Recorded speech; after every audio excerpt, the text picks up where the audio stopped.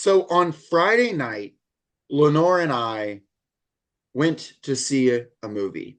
It was a sci-fi film, and everybody been hyping it up. Everyone been like the source material so good, the movie's so good. Um, and y'all got to see it. The plot is interesting, everything's fascinating. The cast, all these beautiful people. So I'm like, okay, and I went and saw it, and it's like, and I was crushed. I was kind of let down. Anyway, I'm never gonna let y'all trick me to sing Madam Web again. Um, I had to get that. I don't know how to. I could have crafted that more perfectly, but I had I think that. that's I mean, you perfect. could you could have crafted it more perfectly, but you're tired. You spent weeks in the Amazon studying spiders. That's true. The guy was studying spiders with my mom when she died. Yeah, you I do still got you to see still that movie. processing that, like the bits will come again, but you We got to did get through see the Dune trauma. Part Two on Friday night, and it went so hard. Oh my god. It is, shall we say, Dune numbers at the box office. It really is. It really, really, it's outperforming. Socialist shelf. Read good books and organize yourself. Socialist shelf. Read good books and organize yourself.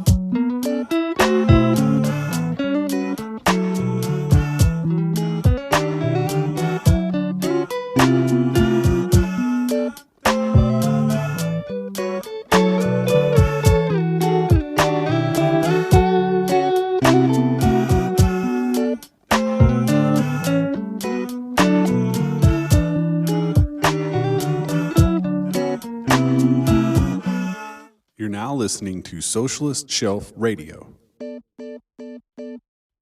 Welcome once again to the Socialist Shelf, where we have recently ended our run of Weird Little Guy Winter, and now we're back into some relatively normal territory with some less obscure literature. We are, of course, talking about Dune by the great Frank Herbert, and of course, it's a famously dense, famously weird book, and so it's a three-person job for which we have Trent back on the show. Trent, welcome back. It is so good to be here. Literally being here tonight is an actual dream come true. This is like literally one of my favorite, it's not my favorite book, but it is my favorite series of all time. I love Dune. I love the movies. I am so here. I actually bribed both Jacob and Lenore to be here tonight. And I am a very cheap date. Trent is and y'all might remember him from our Slaughterhouse 5 episode. Very different book, but still sci-fi. I guess sci-fi can really be what you make it. I wonder if one has to imagine Kurt Vonnegut read Dune at some point, or at least knew of it. I One was must literally imagine just Kurt. thinking that. I One wonder must what that would imagine look Kurt like. Vonnegut having read Dune. I'm not sure what he would think of it. I don't know. He He would say something probably clever. imagined the desert sands of Arrakis and thought to himself, it's just like the land of Oz. But Frank Herbert is an interesting guy in and of himself. And there's a lot that we could say about him. There's his bibliography is long, his biography is long, but I wanted to give a quick summary. Lenore said we're done with weird little guys. I would say Frank is maybe a weird big guy. My summary on him is like, how guys will like retire and getting really into like model trains and like hiking and stuff, like when they're 60s, and they're like, imagine if like somebody at like age 10 just started being a 60-year-old retired man and lived his whole life that way. That's like the vibe of Frank Herbert. Everything I've read about him, interviews, everything, people, his family members, he's just like had old man vibes from like the day he was born. So when such a person has an opportunity to write a sci-fi novel, it combines several special interests as it happens. His deep and abiding interest in, Islam, the Middle East, like the surrounding sort of environs, genealogy, apparently, like Yes. genetics. Oh yeah. Oh yeah. Lenore, I love that you put it that way because that's been a new thing for me is thinking about special interest, and that is so like that's the perfect way to put this. Is it's a man putting all of his special interests into one book. That's Mm-hmm. like so Mm, true. I saw mm. somebody say, like, writing this book, he was like, God, I love mushrooms. And the only thing I love more than that is the light of Islam. Like, but Franklin Patrick Herbert Jr. was born in 1920 in Tacoma, Washington. He was raised very much, he said himself, in the wild, meaning he would go out to the peninsula all the time, spend a lot of time outdoors. And doing this, he got really into photography. Apparently, he was like a menace with his little Kodak camera when he was like 8 years old. And he had a little folding camera he got when he was a little older.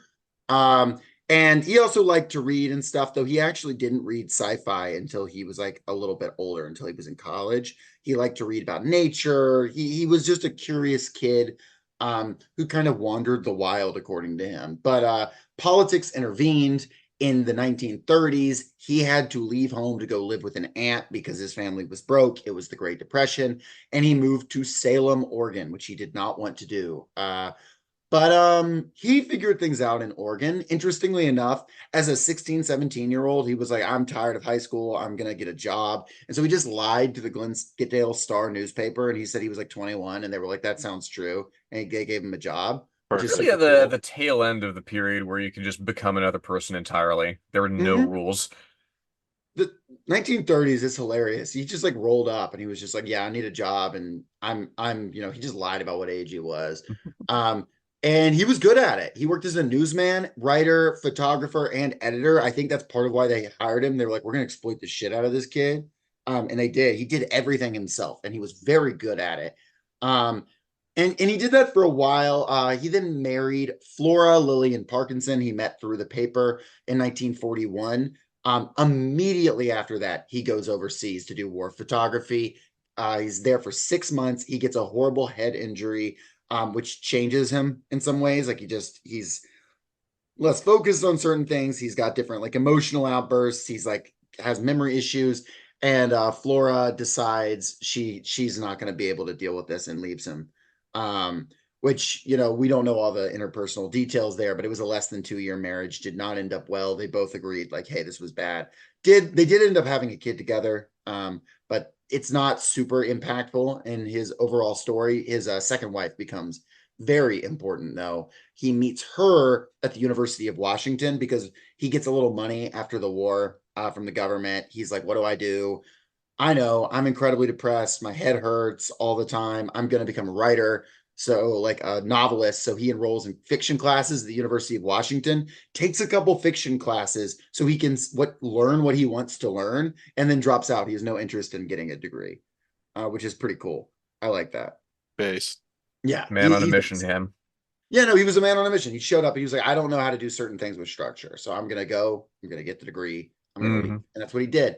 And he left with a wife as well, Beverly Ann Stewart, another writer, and would be the mother of Brian Herbert.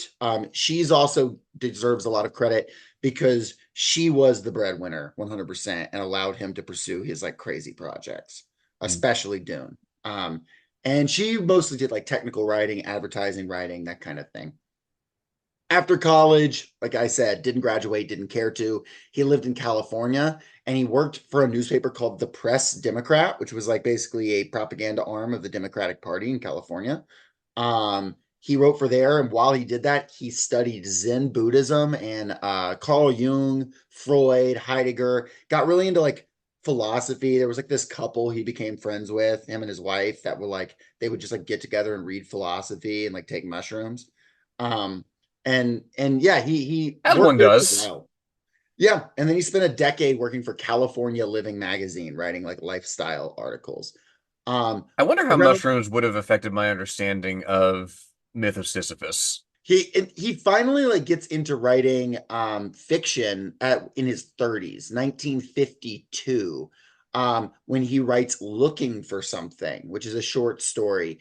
And then he immediately after that writes his first novel, which is a serial. He releases it as a serial. It's called Under Pressure in Bum bum bum 1955. bum bum bum Exactly bum bum right. bum bum bum. But he re-releases it under the name The Dragon in the Sea. And this book is interesting. It's a book about resource extraction. At the end of the 20th century, the world has run out of oil, leading to an apocalyptic war between the United States and the Soviet Union. And get this, there's one of the last nuclear submarines, because there's only a few left after this long, decade-long war. And the US is much more technologically powerful, but the Soviets have figured out like mental manipulation. and they've been able to get sleeper agents onto all the submarines. This is not a joke. And the main character has to figure out who on his submarine is the Soviet sleeper agent so they can eject him before he's killed It's, everyone on the submarine. it's Among I'm Us. not kidding. Look it up. I thought I Soviet was like, Among Us. I was fucking losing my mind. No, he wrote Among Us, like Soviet versus That's so good. Among Us. Oh my God. It was a widely it was like the most fine reviewed book of all time. Everyone was like, this is so like fine. Well, if like Herbert takes off after this, they could definitely make like use that in the back of Among Us to make the Among Us styled film I would with love that it. script. I think that would be perfect. Hmm. I'm all about it. It's called The Dragon in the Sea, and then it's slowly becoming crewmate. It's crazy. He was making no money at this time. He was not doing well, so he started writing speeches for Guy Cordon, the Oregon Republican senator, who like even when McCarthy was cooked would like vote with McCarthy every single time. It was not good. Um, and was also like a super anti-government, anti-FDR guy. Based on what I can tell, Frank Herbert didn't have any ideological ties to this guy. He just was like hard up for cash. Like I said, he wrote for a arm of the Democratic Party too. Dude was really just trying to make it, support his family and his son from his first marriage, his two kids from his new marriage. Pulling a Jenkins, as it were. Mm-hmm. And around this time, he realizes, and this is a bomb, that he's I think third cousins with McCarthy, Joseph McCarthy. No shit. And so So he cool. writes an article calling him Cousin Joe and saying people Oh are my God. criticizing him too much. Then Joseph McCarthy, I forget it, I couldn't tell who it was, but apparently McCarthy called out some like director Frank Herbert liked, and Frank Herbert did a total tailspin and called like McCarthy a fascist, and then he hated him and basically denied any connection to this Cousin Joe thing, which is pretty funny. You know what? You develop your politics through struggle. Like literally imagining and doing the movie when Austin Butler's like cousin with his deep like evil voice. That's Joe McCarthy talking to Herbert. It was like that because like Herbert at first just heard he was his cousin and immediately defended him, and then he was like, "Wait, he's gone after guys I like," and then that was not acceptable. There's a Um, certain magic in bloodlines, isn't there, in Herbert world? well, Herbert was mad. He said he was making movies bad, and he didn't like that. It's a So great true. thing. So true. Great thing to stake your politics on. So 1959 is where things change for Herbert because he says he needs time to write his book. He has this book idea that he developed when he was working out on the Oregon dunes for an article. This was with that California lifestyle paper. And he was gathering way too much information on desert ecology. And they were like, hey, dude, we don't need all this. This is a lifestyle paper. And he had this idea, but he's like, I'm going to have to research so much to make this book. I'm going to have to think. I'm going to have to work. So his wife gets a really good job in the 1959 writing for a department store, um, um, which was like, I guess, the most normal job you could have in 1959 is like department store writer. But she made money. So he became full time and spent 6 years doing nothing but Dune. And it publishes as a serial in 1965. And he said he figured it out working on the Oregon dunes, and he had also, as a hobbyist, begun growing mushrooms himself, which he said also had an impact on his writing style and his like conception of like what a sci-fi world should be. Um, it was published in Analog Magazine in 8 parts, but then he could not find a publisher for like almost a year of the full book because they said it was too long. He was rejected 20 times before Chilton Books, who did not publish fiction. They did like car repair manuals, but they were like, you know what, we're going to give this guy a shot. Yeah, they gave him a shot. They were like, we'll publish something long. We don't give a shit. And like one of the best decisions they've ever made because he won the Hugo and the Nebula of the year immediately. And like, obviously it went on to be Dune. For the next few years, he did on and off work with the Seattle Post education writers, was briefly a lecturer. He was and then like he spent time as an ecological consultant in Vietnam and Pakistan in the early 70s. Just he was like doing research and they were like, here, help us out. And then he worked on the show The Tillers, which I don't know much about, but it's a TV show. 1972, Dune starts to like make money. Like before it was successful, but it starts to sell. And he uses the money to buy area on the Port Townsend Peninsula and start doing small scale like eco intervention to do like different ecological experiments. This is where he really gets into like just he starts really enjoying his capacity to do that. So he's just like messing around with like water and stuff like that. Um, and yeah, he works on mostly just the Dune books at this point, and would write them until 1985, publishing 6, meaning to publish one more, but did not finish. He wrote some other stuff in this time and was like collaborating with people like Bill Ransom. And this time he did what I think maybe was his greatest crime, and he launched the career of that fucking hack, Terry Brooks. Oh Um, boy. who wrote Sword of Shannara, which just reads like telling Chat GPT to reskin The Hobbit and Lord of the Rings. But that's a different conversation for a different day. In this time, his wife Beverly gets lung cancer and she dies over the course of the late 70s, early 80s. This is when he's making a ton of money. And then the David Lynch movie comes out and he makes even more money. Like he's doing great. He's moving crazy numbers. Like in this late 70s, early 80s. But it's also one of like the hardest emotional times. He loses his wife. He's kind of like feels his health is not doing great. He was not a healthy guy. Um, and so he dedicates his last work to her, which is Chapter House Dune, wanting to get out one more book before he dies, but he develops pancreatic cancer, has a surgery. Surgery doesn't go well. And he unfortunately passes away at the age of 65. And he apparently had a lot more stuff he wanted to work on, which is a huge bummer. But losing his wife, it did a number on him emotionally. Think it led to a lot of, he was never light on the substances and that did not help. But he, had a pretty amazing career with all this stuff, obviously very broad, working on these articles and stuff. There are still like Herbert heads who like try and track down, like articles he was writing for like that newspaper in California and different stuff, like his like article on dunes and things like that.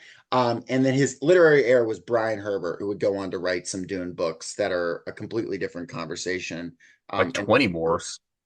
um, I thought about tonight committing to the bit of saying that like I'm a Brian Herbert fan, but I don't actually like Frank Herbert, and just like hard committing to that bit for the rest of the night.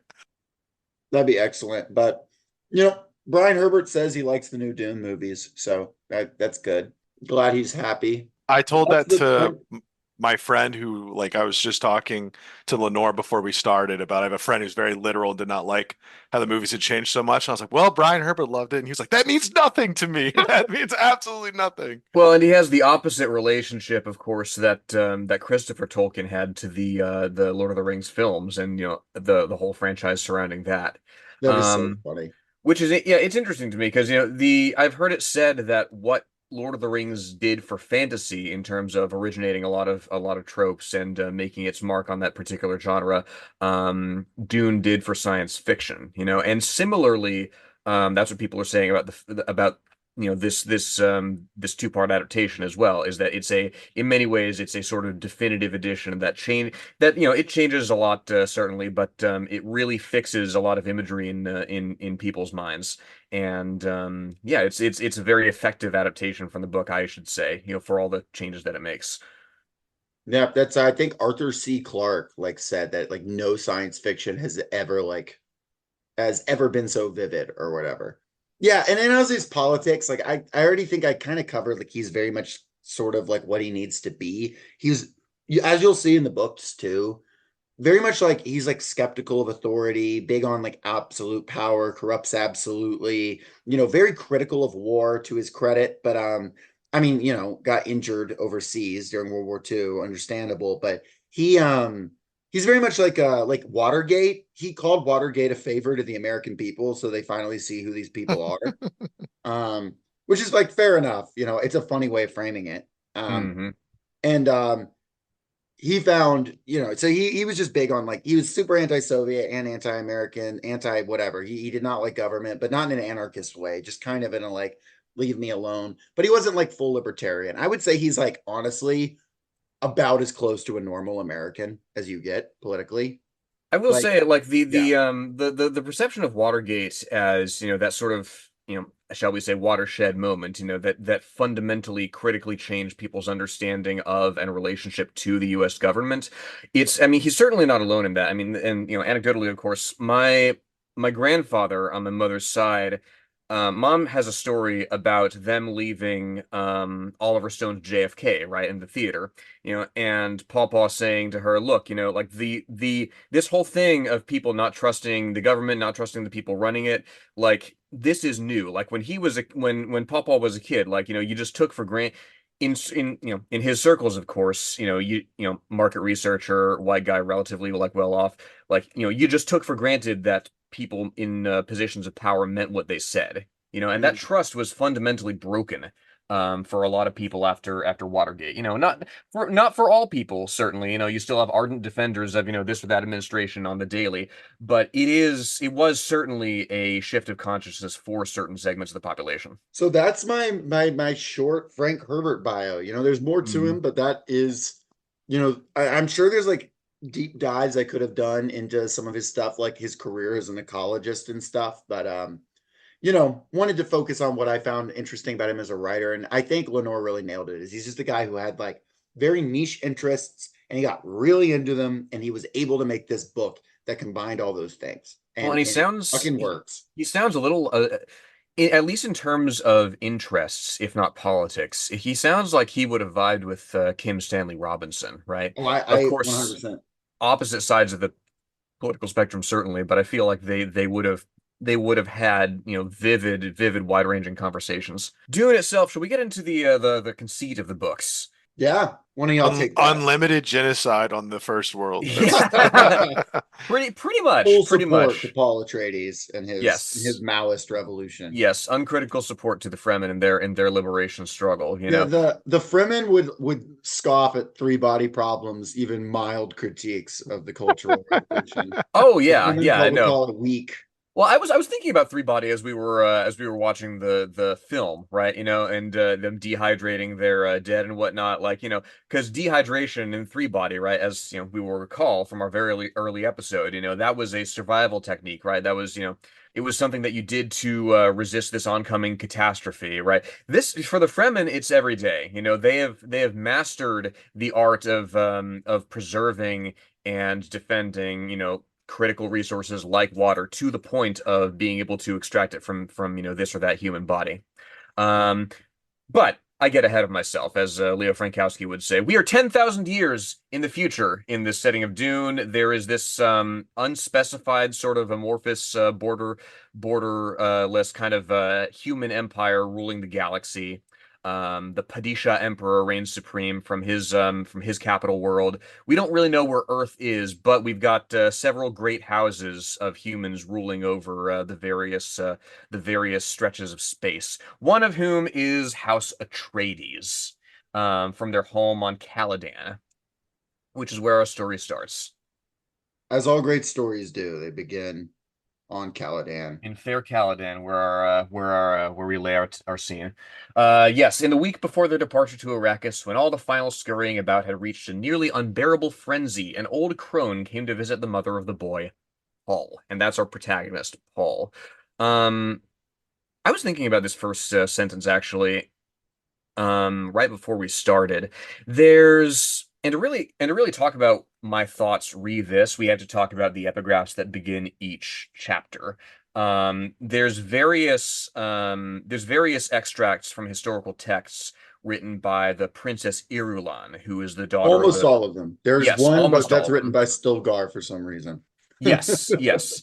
And they are from the perspective of historical texts written about the events that we're reading of, sort of casting, what's the word that I'm looking for? Everything that we are reading is established history. The epigraphs are reflections on that history. And so you have a kind of dramatic irony going on here where what we are watching play out, something that's settled fact, and indeed, we are seeing slightly different perspectives on these events from the perspective of the historians, as opposed to the proceedings of the story.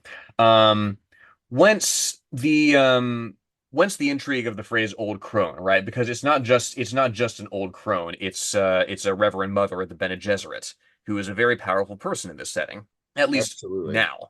I find it interesting. What do y'all think about, like, it's obviously there's moments in the book where it's like there are surprises, but the whole thing is kind of set out ahead of time. I mean, it keeps setting up, like it keeps revealing the plot before it happens. You know who the traitor is going to be. You know what's going to happen. You know Paul is eventually going to be emperor and carry out this war. How do y'all feel? How does that frame like your understanding of the book? For me, the first time I was so overwhelmed with like how much detail there was, because my first time reading this was in high school. I actually am curious what y'all's first time was. But on the second time reading it, I kind of there's like an appreciation to it. It does, like you said, it feels like reading history. It feels like reading narrative nonfiction almost, which is, I think Frank Herbert would have loved that description. I feel like that's probably what he wanted. I don't know, what was y'all's first experience with the Dune books, and how did y'all first, come to understand, and how do you now feel about the sort of just how it lays itself out as if all of this were almost common knowledge? I love it. For someone, I'm assuming some people are probably going to listen to this episode who have only watched the movie and are kind of curious about the context given in the Oh yeah. books. And for those people, if you have a physical copy of Dune in front of you and you go to the back of the book, there is so much world building and things that the book won't tell you, the movie certainly won't tell you. I mean, a history of the Butlerian Jihad, why there's no functioning computers, how like organized religion has all been like cohesed into like one text, basically. What is it? The Orange Catholic Bible. I The mean, Orange just like, Catholic Bible. which is such an incredible concept. I mean, there's so many fun concepts in here. I would say my first time reading this was a couple years ago. I actually had a friend, a very close friend, who started reading it in 2020 during COVID. And I said that, or he said that Dune is really like a mansplainer's paradise because that's something you can just keep saying. And then there's actually this, and that's going on, and then that guy's a Mentat, and Mentats do this and that and that. And so I actually watched part one. Um, and that week I had already owned Dune, but it's a big text. I think there's a lot of people who before had seen Dune and been like, certainly no one who read Three Body Problem was intimidated by it, but to an average person, I think it could be a little intimidating. And I watched part one, and I immediately was like, I have to read this book right now. Mhm. Which quickly became reading that, going to Dune Messiah, Children of Dune, God Emperor of Dune, rapid succession.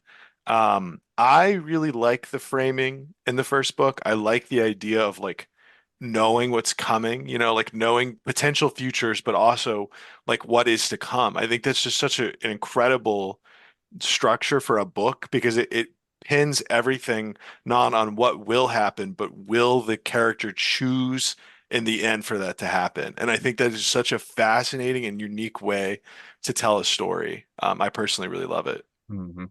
It really does it gives you a unique perspective, I think, because you do sort of, you're absolutely right. You have the benefit of seeing all these possible futures, and ultimately, of course, the course of history has to commit to one, right?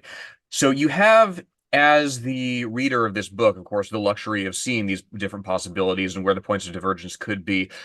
But that is also the experience that our protagonist Paul has, right? Because he's specifically bred for the ability to have that kind of foresight. And yet that sort of perspective, um, there is still a tyranny inherent to that sort of perspective in that you have to stick to one sort of path, right? And ultimately you can't control everything. You have what this affords you to do is basically to ride the wave of history, if not shape it yourself. Paul breathing in the spice is, reads Hegel for the first time, and just immediately the matrix opens up. he's There's he's dialectical understand. materialism. I It's have everywhere. I have many notes that are some variation of, oh, he's talking about objective conditions here, right? Paul understands. Yeah, he understands the conditions. He's Mhm. studied. He I find it interesting too. A lot of people, it's the easy joke, like, what's a guy named Paul doing in this universe?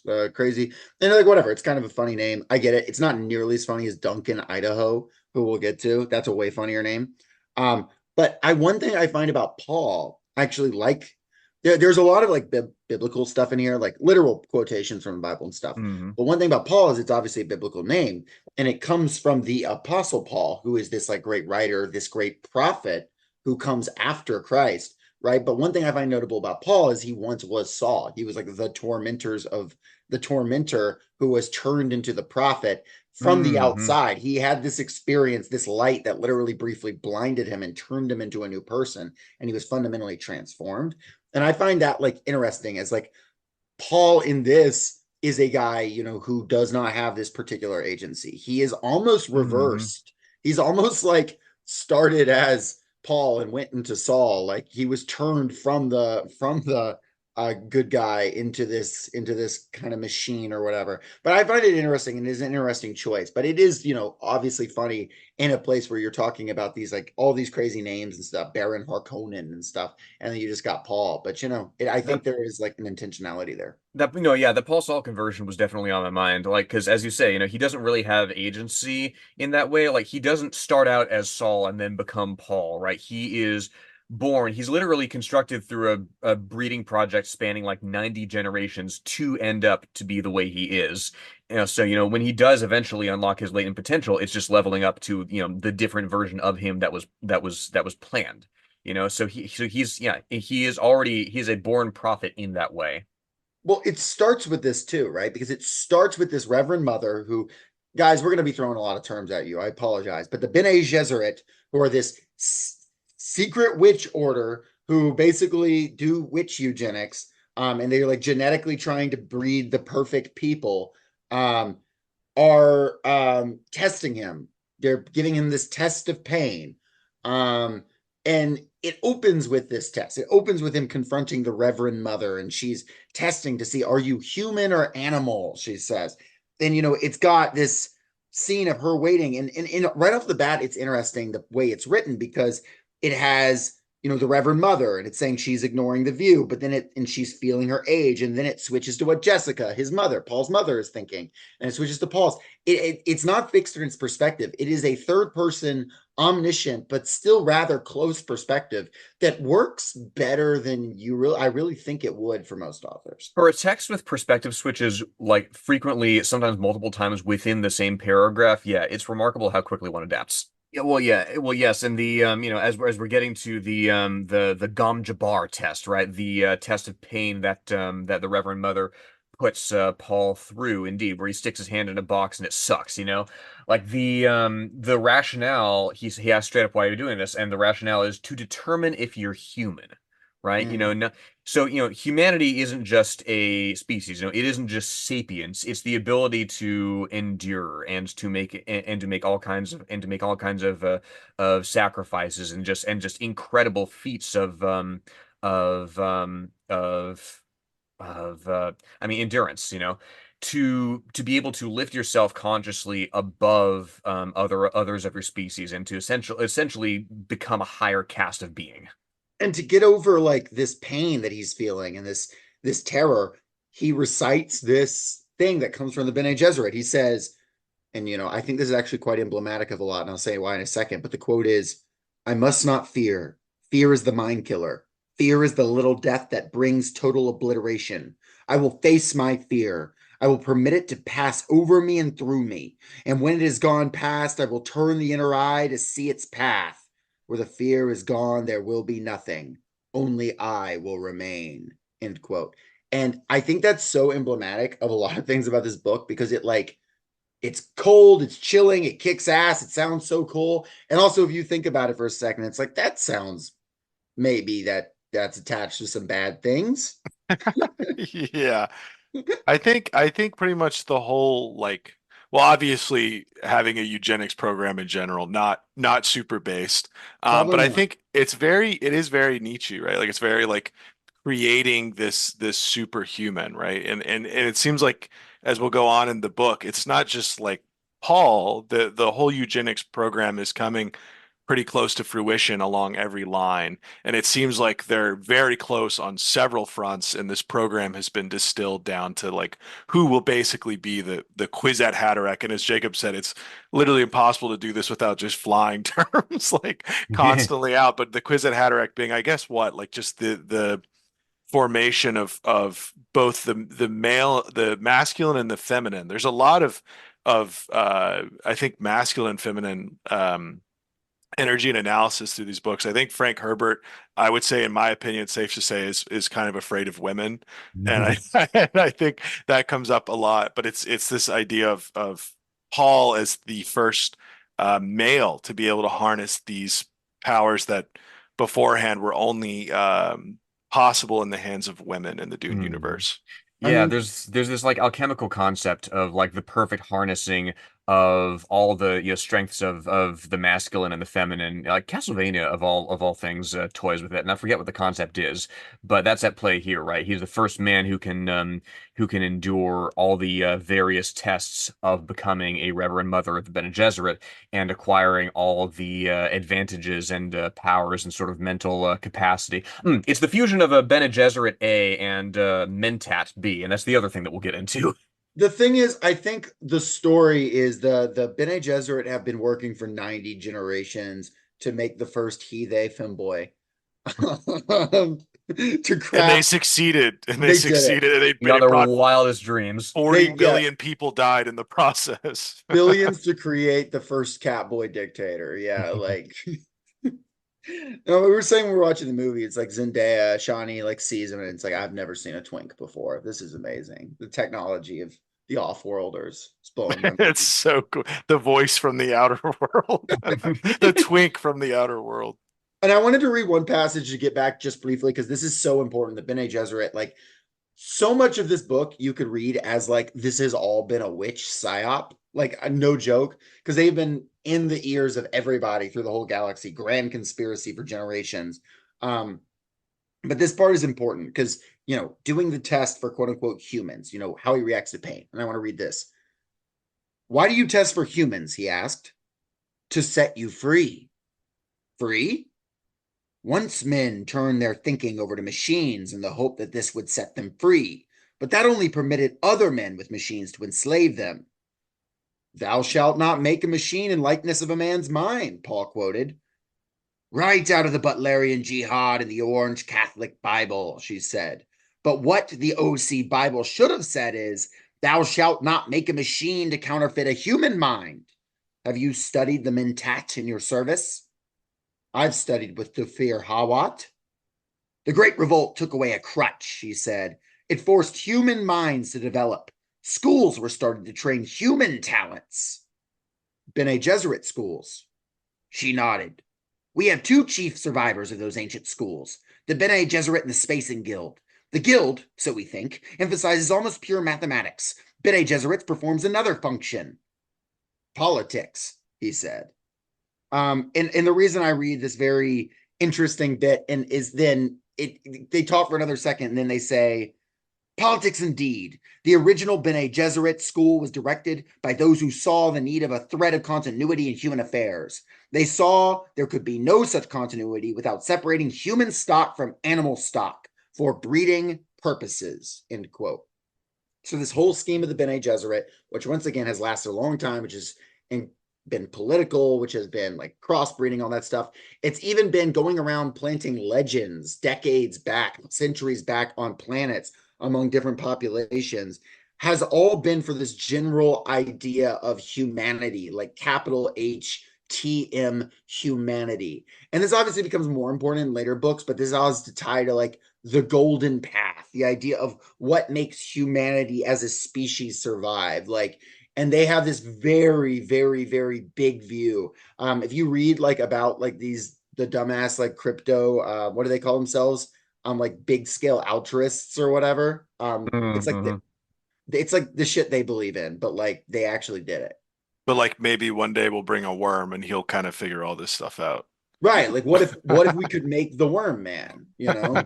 Would you still love me if I was a worm? That it asks that question. It Mm. does. We haven't even talked about the Harkonnens yet. Yeah, there's so much to do here. There's literally so much. Before we move on, just because of what you read, Jacob, I think I do really love, again, there's a lot of masculine and feminine traits and energies that Herbert seems to be very interested in. But also something I think Herbert's kind of like weirdly fixated on is like man and machine and kind of the existence of both in like one Yes. form. I think mentats are so fascinating. For those who haven't read, it's again the Butlerian Jihad. It gets rid of basically all computers and AI. So again, it's like people have to serve these functions. And the mentats are basically a walking biological computer with the capacity to think. And again, it's another thing in the movie. I mean, 6 minutes into the movie, you see Thufir, who's portrayed wonderfully, by the way. Literally, his eyes immediately turn to like a milky substance, and he calculates the exact numbers of like how much Solaris would cost. And if you have not read the book, you were like, "Who is that guy? Why is he a computer? And why is it happening?" And you will never know. Mm. You have to read the book, but it's fascinating. I really love that idea. And again, if we didn't already cover that, Paul is this as well. He's the combination of all of these things. Paul has received Mentat training. He's received all of these different branches of these, futuristic bodies, these roles, and he is the, I guess, the dialectic. He's the combination of all of these things into one form. And it's interesting as well to me. I don't have my note right in front of me, but that fusion of Bene Gesserit and Mentat training is like, to my mind, it's, if you're a Mentat, right, you have ultimate internal mastery of the information to hand, right? You can process it much correlate it much quicker than any normal human would. The human mind can indeed correlate all the universe's contents, contrary to what Lovecraft would have said. And the Bene Gesserit, on the other hand, have, as Jacob said, they can apply this to politics, to interpersonal relations, right? The movie's gloss on their powers is having them look at each other and like communicate like in their heads basically without moving their lips at all. And what this is communicating from the book is this ability to basically read people's minutest expressions and divine from that what they're thinking, what they're feeling, and basically to carry on a conversation just with like a flick of your eyes, essentially. So it's that fusion of internal mastery of information and external ability to manipulate it and to manipulate your surroundings, other people, and give you this incredible foresight. Foresight is great, and unfortunately though they don't foresee everything because there is a dark plot looming, and while they see it coming, they are powerless to escape it. And that is not a spoiler because from the beginning that the Harkonnens are coming. The Harkonnens, do y'all know the story of how Frank Herbert came up with the name He Harkonnen? thought it was Soviet, right? But it's not. It's Finnish. Well, there's more to it than that though. Do you know where he got the name itself? No. No. Found it in a phone book. He saw a name Harkonnen and he was like, that sounds so scary. He was probably on some mushrooms. He's like, this is the scariest thing that I can even imagine, that there's Just a guy named Arconan. sweating. Like, what Although if there to was a huge guy that was just so rich? to be honest, like if he had just like flipped to a different page in the notebook, like it would be its own sort of intrigue if like we were dealing with the nefarious House Smith, you know? I mean, to understand, or sorry, to attempt an understanding of Muad'Dib without understanding his mortal enemies, the Harkonnens, is to attempt seeing truth without knowing falsehood. It is an attempt to see light without knowing darkness. It cannot be. I made that up off the top of my head. Um, that was just kind of came to me. I You think nailed the vibe of the epigraphs, though. I Yeah, think no, I think that's exactly an epigraph. I think Brian Herbert wrote that. That sounds like Brian Herbert to me. Mm. It's a Brian Herbert. No, that's a Frank Herbert line, but it's sounding suspiciously Brian-esque. So the Harkonnens, there's some nasty characters to be sure. Imagine a group of guys that are a lordly house and they're just so evil. They're just so bad. Um, the Harkonnens want to dominate. They've been the lords of Dune, the planet called Arrakis, for some time now, which gives them a lot of riches because Dune produces spice. Spice is basically a super drug that can make you super smart, that can give you foresight, that can help you fly a spaceship really well, which without computers is very important. And the Harkonnens have entered into a pact with the Emperor to secretly eliminate House Atreides by offering them control of the planet Arrakis and then basically doing a sabotage and killing them off in a quick stroke without the other great houses seeing, so they can eliminate the Atreides line, which is such a huge threat to both the Harkonnens and the Emperor because the Atreides are so cool and epic. Baron Harkonnen himself big fat guy that wears a thing that helps him float around. Um, Very kind of camp, honestly, his energy, and has sort of an entourage, like a guy named Peter, that's spelled Piter, which is like a drug obsessed mentat, and like he's got Fade Rotha, his nephew that he really likes, and Fade Rotha is just this sort of inverse like Waluigi of Paul. And then you've got Raban, who's just this beast of a man, who he's like, yeah, he's like, he identifies him as like he's a beast of a man. He's still muscly, but he'll be wearing the floaty suspenders before long. He just kind of got his like gang of guys. And the book, if there's anything the book does, I think ham-fistedly, it's the Harkonnens. As much as I love parts of them, like they do really just like that. And he's a child molester, and he just, it's a little like a lot, but there are moments of charm, especially with I think Fade Rotha as well. What do y'all think about the Harkonnens? You use the word camp, and I definitely have to agree. It's the I'll just read the first paragraph where the Yeah. Baron Harkonnen speaks. A chuckle sounded beside the globe. A basso voice rumbled out of the chuckle. There it is, Peter, the biggest man trap in all history, and the Duke's headed into its jaws. Is it not a magnificent thing that I, the Baron Vladimir Harkonnen, do? It's so charmingly goofy.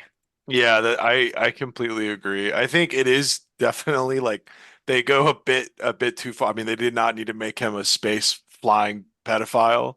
I think that's maybe a little too far, but I agree that I think I literally read it in Lenore's voice pretty much the entire time. Mhm. That kind of just like very campy, strange spaceman. I love it and hate it simultaneously, but I think it works. I think um the rest of the crew is also really interesting. I like that in the book. What's his name? Is it Peter again? Yeah. Peter Is de like Vries, yes, who by his name I'm forced to assume is the last Dutchman in the galaxy. Yeah.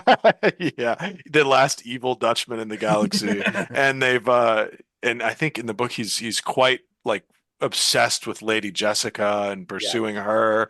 And yeah, and Fade and his obsession with women and just being a sexy spaceman, the world's sexiest Waluigi, as you put it, Jacob, I think.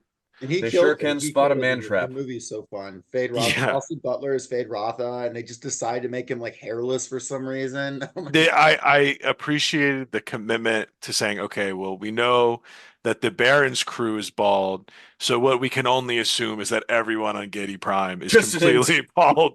just an entire planet of hairless Morlocks. I saw an insane quote today that Austin Butler says the scene in the movie where I kissed the Baron was completely unscripted. I just did that. Fuck So yeah. cool. That's so cool. Whomst among us has not kissed his uncle? Uncle Uh, Magic. It's Uncle Magic. That's a classic uncle nephew relationship. Um, but the whole thing with the Harkonnens are big evil TM.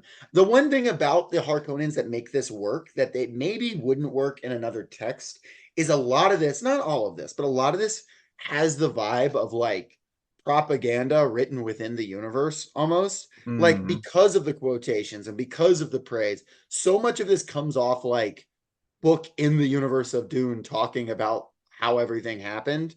And so, like, yeah, if you were being told the tale of Paul Atreides, Muad'Dib, you would hear this was what you would be told about the Harkonnens, right? This is Hmm. exactly who they would be. And this is what we are. I'm not saying this book is written purposely as propaganda in the universe, but it has that vibe of like, this is the tale that has been told through time immemorial. Oh yeah, well indeed historically, like, part of sifting through, for example, some of the histories of Roman emperors involves recognizing that, okay, like the authoritative sources that we have access to for this or that guy um comes from somebody who hated them. I mean, the fucking dude who wrote Edgar Allan Poe's obituary, right? That spawned so much of what is popular understanding about this particular figure. Yeah, I agree. And it's so much like it is literally like, okay, if you were going to describe Imagine Decadence, you know what I mean? Like every person in that crew, you know what I mean, reflects some sort of trope about like the decadent, first world looking down. And certainly the weird proclivities of the Baron and everyone else definitely goes into that. But in the Atreides are well aware that this is a trap, but they have really no choice to accept it. In the next chapter, there's a bit that I want to note where it's talking about the king, the guilds, and the Landsrad Council. And there's just this random line that really doesn't fit, that is clearly just like a shot that says, in politics, the tripod is the most unstable of all structures. It'd be bad enough without the complication of feudal trade culture, which turns its back on most science. And it's just like a clear shot at like the concept of a tricameral government. It's just kind of funny that we So just feel true. like Frank, like, oh, I'm about to get their ass. I'm about to drop some heat on them with this one. And then moving on. But yeah, they're going across the galaxy. And we haven't really mentioned him because, my man is set up for death. But Duke Leto Atreides is Paul's father. Very, he's the noble lord sort of guy who knows he's going to his death, but maybe he can preserve life for his son. And they go to this fascinating, fucked up planet that produces the spice that allows for space travel to happen. That keeps the gears turning. And the whole book, basically, aside from this very beginning part and a few little scenes that are like now to the bad guys at evil headquarters, it takes place on Arrakis. Trent, you want to tell us about Arrakis? What Arrakis is? What's its whole deal? Tell us about Arrakis. Arrakis is obviously it's the desert planet. It's just covered in dunes and rocky outcroppings. There's like a few cities, and obviously living on a desert planet, the main thing that Herbert's really going to explore here is like water. And I think that's the most fascinating part about this book is just completely reanalyzing the importance of water and economy on it. How each individual person has like a water value and like what can be extracted from them.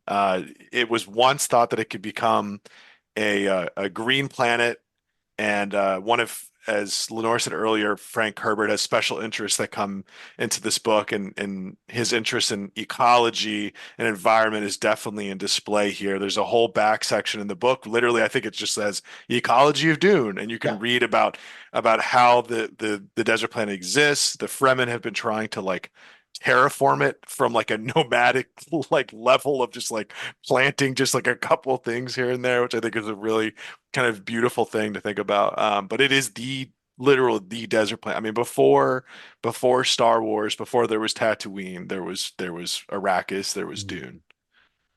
Yeah, and it is populated by the Fremen one, and which is sort of the people who live out in the desert that you're led to believe are not very powerful. There's only a few of them. They don't know anything. They're backwards. Turns out there's actually quite a few of them. They're surviving. They're actually very sophisticated, and their culture is, built around survival and the creation of a better future, a greener future, literally. And then you've got the worms, the big ass worms, which if you know anything about Dune, even if you haven't read it, haven't seen it, the big ass worms. They are, my dad, like when he saw the Dune movie coming out, he was like, I saw the 1984 Dune. I just remember there are worms. They are, they call them the makers, the Shai Halud, these giant hundreds of thousands of feet long. And they also make the spice that when you breathe it in, you understand dialectical materialism. And those worms cannot be exported. They've tried to put them on other planets and they cannot survive anywhere else, which means that Arrakis is bound to be the most important planet in the galaxy. There's no other planet that can create, like Jacob was saying, this spice is required for space travel.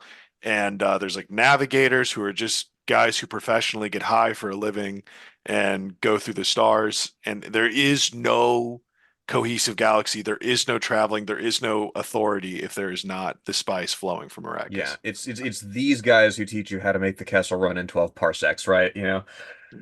I remember working for Domino's, being a delivery driver, and there was a guy who would always say he needed to get high before delivering pizzas so he could be on top of his game. And I He's remember taking thinking like this spice. this shit just like dude.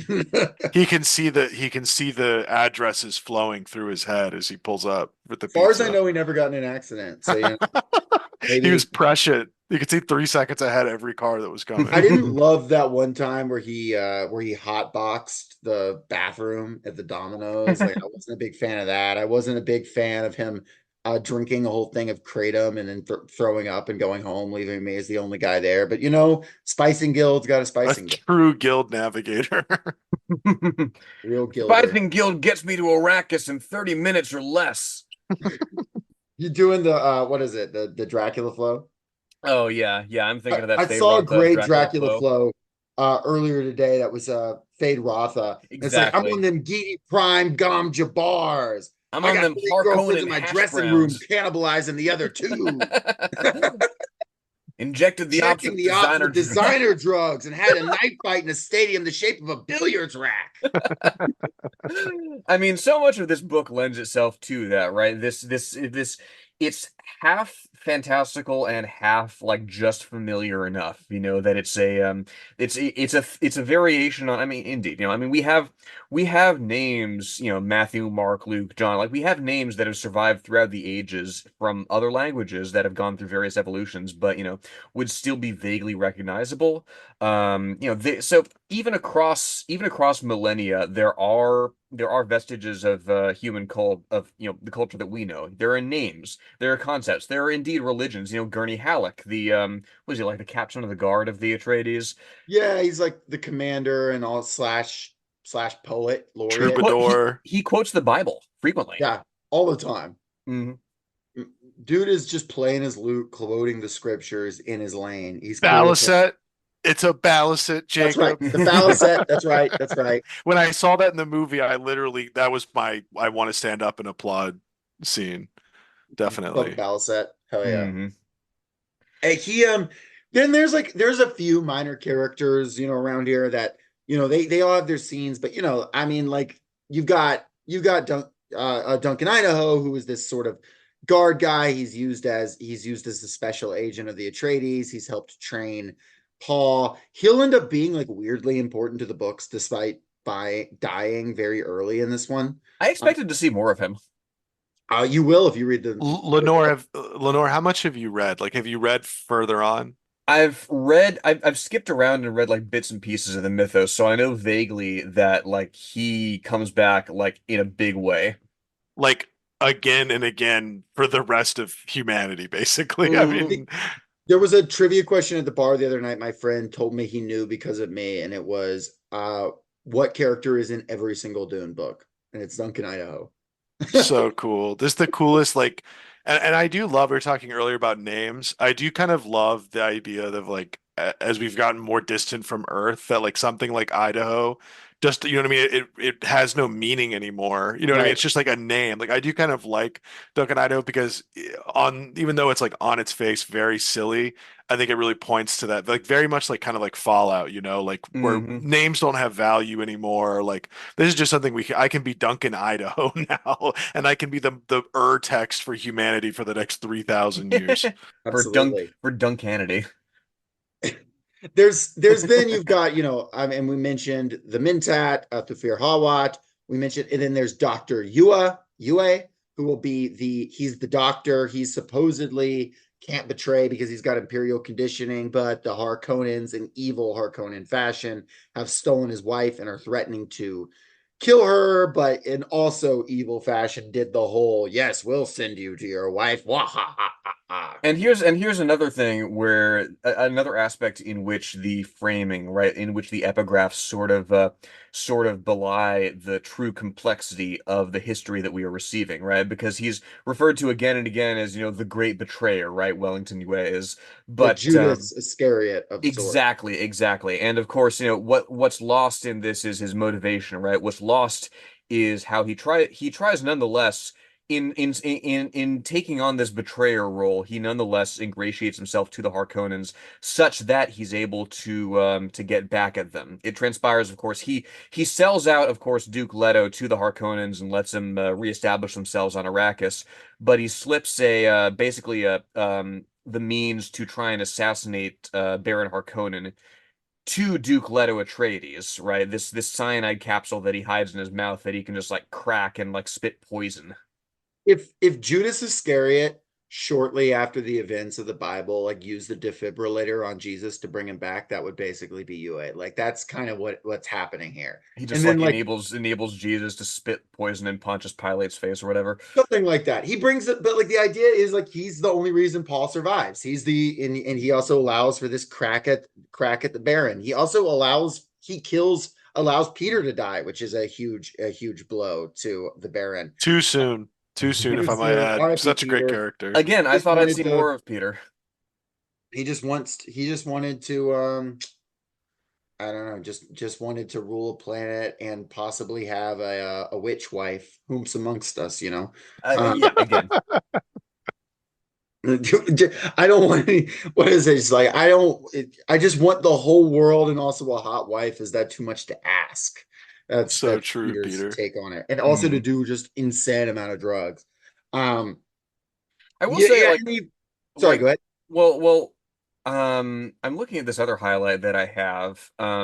It's interesting that Yue kind of accepts his role in this A as the betrayer. He knows how history is Yes. going to remember him A. Um, so the first law of Mentat here is mentioned in a conversation between Thufir Hawat, the family Mentat, right? Between him and Paul. A process cannot be understood by stopping it. Understanding must move with the flow of the process, must join it and flow with it, right? You recognize, okay, well, maybe I don't occupy this particular historical moment of import, right? But I can certainly play this role that, however it's remembered by history, nonetheless helps it move forward and enable its forward motion. Is UA a Which historically progressive force? I would argue yes. I would argue Yeah. yes. He himself is not the Kwisatz Haderach, of course, but it's worth pointing out, I think, at this point, what Kwisatz Haderach means. It means the shortening of the way, right? It means, okay, like the sort of subjective condition that's introduced to create qualitative shifts in the current status quo. So yeah, you've got this thing playing out now that they are inhabiting Dune, and Duke Leto is trying to, and this is where you first sort of start to get the complication in the narrative, I think, beyond just the like traditional tale of heroes and villains, right? Because up to this point, the Atreides are the great heroes, and the Harkonnens are the great villains, and it's a very, semi-traditional tale despite its unique location. And this is where you start to see things like, I don't know, the Atreides having all the water they want while people outside, I don't know, like lick lick the ringings from rags, and like them having palm trees that are each worth the lives of 100 people a piece because of how much water they consume. And like the natives, like trying to deal with the natives, and the natives like doing their best, like the Fremen doing their best, but like wanting this self-determination. And the Duke being a quote unquote good Duke, but by virtue of being a Duke, having this grand position in history almost in his own mind, having to sit atop it. And he very much sees it as like, oh, I have this great burden of history, whatever, I must. And it's like, yes, I suppose so, but also like you immediately get into the concept that is there really is no good nobility by virtue of the fact that they are nobility. This is where that sort of starts to come out. And I think for Herbert, it's not even like the systems of power, but rather just like power itself. I mean, Yes. as the books go on, it's like it's very clear that like Herbert is terrified of action. Like it's the concept of anyone in power and any action causing, massive and incredible systematic changes. And I think also that's what kind of makes Dune appealing for so many people is it's like the concept of like, what if you were a guy that you could actually change things, that you can enact change. And even that is like so alluring, which I think is like part of the promise of the book is that people are always going to be drawn to that power under the idea that you can do good, that you can change things, and then in the process, like absolute just unlimited genocide on the first world, as we said, like it'll just go out of your grasp, or you'll be sitting and squandering water while everyone around you is again, like you said, Jacob, like licking, bowls and trying to just get whatever water they can every day. Well, and how interesting indeed, that I mean, Herbert likes his systems, does he? He is steeped in, the ceremony. He's steeped in, he devotes special attention to Leto saying, yeah, I'm gonna hang the key of House Caladan in the ducal residence on Arrakis, right? And Jessica's like, oh, there's a finality in that, right? There's all these rituals, there's all these traditions, there's all this meaning and ceremony that's imparted to the minutest action of the people in this great house landscape, right? There's all these, again, you can read a million different things in expressions, in the quirk of an eyebrow, right? Leto, of course, knows that he's going to Arrakis and springing a Harkonnen trap, but he has to anyway because, to not do it would be this breach of etiquette. There's all this artifice, there is all this ceremony, and yet it's vulnerable indeed, as you say, Trent, to somebody just coming in and kicking it down. You have this great moment that's super emblematic where the Duke, Leto, the good Duke, he's standing looking over the balcony. And at this point, I believe there's already been an attempt on the life of Paul, a foiled attempt, but like it's very clear shit is possibly going to be very bad. And it says, and this is his thought process. The Harkonnens have hindered and hounded and hunted me for the last time, he thought. They are dung heaps with village provost mines. Here I make my stand. And he thought with a touch of sadness, I must rule with eye and claw, as the hawk among lesser birds. Unconsciously, his hand brushed the hawk emblem on his tunic, right? And then this is right after this, it has the description of him looking out over the dawn, and it says, he had never imagined anything here could be as beautiful as that shattered red horizon and the purple and ochre cliffs. Beyond the landing field, where the night faint dew had touched life into the hurried seeds of Arrakis, he saw great puddles of red blooms, and running through them, an articulate tread of violet, like giant footsteps. Perhaps this planet could grow on one. Perhaps it could become a good home for my son, right? And you have this moment, right? First of all, where the Duke is set up of like, he has to, because of great position of history, to take this power. And he's seeing this planet. And this moment is so, like, despite being a book, fucking cinematic. And there's so many moments like this that are so like, you'll have these moments of long lore, whatever, but you'll also have these moments of just pure, immaculate vibes that Herbert does a way that very few authors ever pull off, of this just pure wonder and awe. And I can, like, there's only a few authors that I really, that works with me. Tolkien is another one that they really works with me. These like grand depictions of nature. It's very hard for an author not to feel like they're just kind of jacking themselves off writing this way. And Herbert fucking does it, man. And I love it. It's so good. It's so good, honestly. Well, and indeed, there's also wonder and awe sort of draws me to the cultivation thereof, right? As we mentioned, the Bene Gesserit sort of go through the galaxy, seeding these myths, seeding these legends to later collect on, right? To influence the development of various cultures, various planets, various nations to their own ends. And we see the first sort of stirrings of that when Lady Jessica is talking to the house servant here, Mapes, right? I think that is her name. So she sees in Lady Jessica this Bene Gesserit, this sign, right? This this prophesied one that is returning to the planet as as the prophecy states. And so she's approaching Jessica with this like wonder, with this reverence, and Jessica doesn't see it coming, right? She says, here we go. Who sees that knife? Oh, yeah, Mapes shows her a knife that, if Jessica wasn't this prophesied one, she would have been slain with, right? And Mapes says, who sees that knife must be cleansed or slain, she snarled. You know that, my lady. I know it now, Jessica thought. So she's aware of certain contours of this legend that has been planted among the Fremen, but already it's developed beyond her prediction, beyond her perception. So she has to kind of in inserting herself into it and taking up this position, she has to kind of adapt to the twists and turns it's taken. Again, alluding to the sort of fundamental uncontrollability of this planting of myth and legend. I like the idea that Frank Herbert thinks every woman is like Jessica. That's a funny idea to me.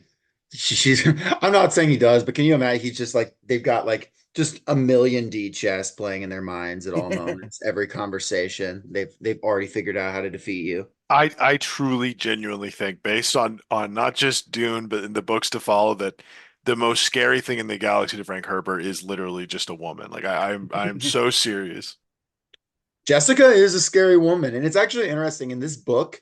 You don't pick up on that until you really reread it and you really realize the implications of everything she's involved in and doing. And you understand every choice she makes, right? Because she's protecting her son and she's protecting this, she's sort of semi-loyal to the Bene Gesserit. She cares way more about Paul than she does them, but she is going to still try to carry out their goals. And then when you watch the movies, specifically the second movie, you're just like, right, from the outside she's terrifying, right? Like from the without that interiority, without that internal insecurity, you just see her as this commanding witch who is like figuring out how to move history to meet her ends and get her son on this throne. She's like suddenly like scary as all shit. I forget the actress who plays her, but she's so much fun in the movie. God, movie's so fucking good. Oh man, that was so fun. I got to see that shit again. But yeah, I think also something I was thinking about recently with is like as someone with like mommy issues, Frank Herbert definitely has mommy issues. And that is a very recurring theme in all of these books. But it's very clear. Like Frank Herbert does not try to hide if maybe one of his special interests is also just mommy issues as well. It's I mean, ecology of Like a mommy issues. I mean, that like a removal from the home, right? Like he is one of his formative experiences Right. is being sent away by necessity, by economic necessity in the Great Depression from this home that he like deeply loved, that like his love of nature came from where he was raised. And because of economics, this like very abstract force, he was like forced to move and get a job as a child. It's hard not to see that at play here So too. true. So well, and true. they have him indeed. The nefarious global woman conspiracy has him nailed from the beginning. He's not called Frank Himbert. Oh my God. Chew on Jesus that. Christ, Lenore. I doing a Palestine outreach the other day. I was at a Walmart just like talking to people about Palestine because why not? And I met a guy who was like on board completely. This is not a lie, by the way. I'm not making this up. I've got people who can vouch. And this guy did tell me that he thought that like women were behind it. Like I met a guy who genuinely thought that there was like a grand woman conspiracy. So that was I, you know what? I will take that any day over my family friend who I had dinner with a little bit ago, who said, "Oh, well, these IDF women soldiers knew something was going to happen on 10/7 and nobody listened to him, and this is what happens when you don't believe women." Like, as far as wild, Jesus Christ. exactly. Like, as far as like wild takes My on God. women go, like I'll take the like global women conspiracy over like believe IDF women any day. Well, I just told that guy that if every woman is in on a plot, then like we should let them win because there's clearly their level of organization is Is beyond far impressive. superseding I everything mean, else we to have. understand something, you got to flow with it. Yeah, no, I was gonna say I will happily accept my new woman overlords if they've pulled off this 50% of the population in this presumably in a big group chat. I don't know. I mean, they Anyway, that's already a got to complete me. side tangent. But Dune interacting with real life, as it were, it goes on. There's so much fun politicking that we really can't get into every detail of. Like, there's this great dinner scene that's a lot of fun, and it even sets up the dinner scene by talking about will there be poison in the food, and saying that there's a long table and there's enough water on the table to keep a family alive for a year, and like it's being overseen by the head of the bull that killed Duke Leto's father. And like there's like smugglers at the table, and Paul is there, and he's Paul starting to flex his political muscles, and he's a little uncomfortable with it, but he's doing his best. And there's like one of the daughters of one of the like water barons is like flirting with Paul, and and it's jumping around these perspectives, and I really do enjoy this bit a lot, though it's difficult to talk about, frankly. It is really difficult to talk about because and like so much of Dune itself that like we're having the complication with is that world building is obviously so important to him, and it's really, really great and well done world building. But scenes like this are literally just meant to establish a richer world that really is not necessary for a conversation about the book, but is so enjoyable to read. I mean, in that scene, there's even, the water that they have left over that gets to go out at the end of the night, and people are already forming outside to get like the water scraps. And again, just this idea of imagining the water economy. And I will say, if you're really into Dune, and you want to hear like a really in-depth analysis of it, the Friends of the Pod chapter chumps, Connor Clockwise, not been on the pod yet, but I was on his. They did a like basically chapter by chapter breakdown of Dune. So like, if you want like the dinner scene and then the gathering the water, definitely recommend. I think their name currently on Twitter is Dune Pilled Chumpoid, but anyway. I'm making that my username tonight if that's not theirs. Anyway, the plot moves on. The conspiracy is in motion. The Harkonnens have, despite everything the Atreides have been doing to try and fight back, try and make the planet a better place, to like take more care of the people, to astutely become friends with the Fremen, which the Harkonnens snarled at. They did not think the Fremen were worth being friends with. Despite all this, Baron Harkonnen has been set up from the beginning. This is essentially predestined. No one suspected UA. The Baron had even tricked some people into believing Lady Jessica was the spy. I'll be honest, the whole thing with Lady Jessica being the spy, it's an interesting like subplot, but it's like not something that I weep for missing it from the movie or anything like that. No, the only reason that I miss it at all is just because the fact that that got removed is the reason that Thufir got removed for Right. the second half, which sucks because Thufir owned so hard and the performance was so good. But He yeah, filmed scenes for 2, which were ultimately cut. yeah, it makes me really sad. But yeah, Mhm. I agree with Jacob, and we talked before this, and we all pretty much I think are on the same page that the cuts were pretty necessary, and that we Mhm. kind of like the vision. But yeah, there's a lot of like really cool stuff that isn't in it, but I don't think the Jessica being possibly responsible for the attempt on Paul's life is really a necessary one.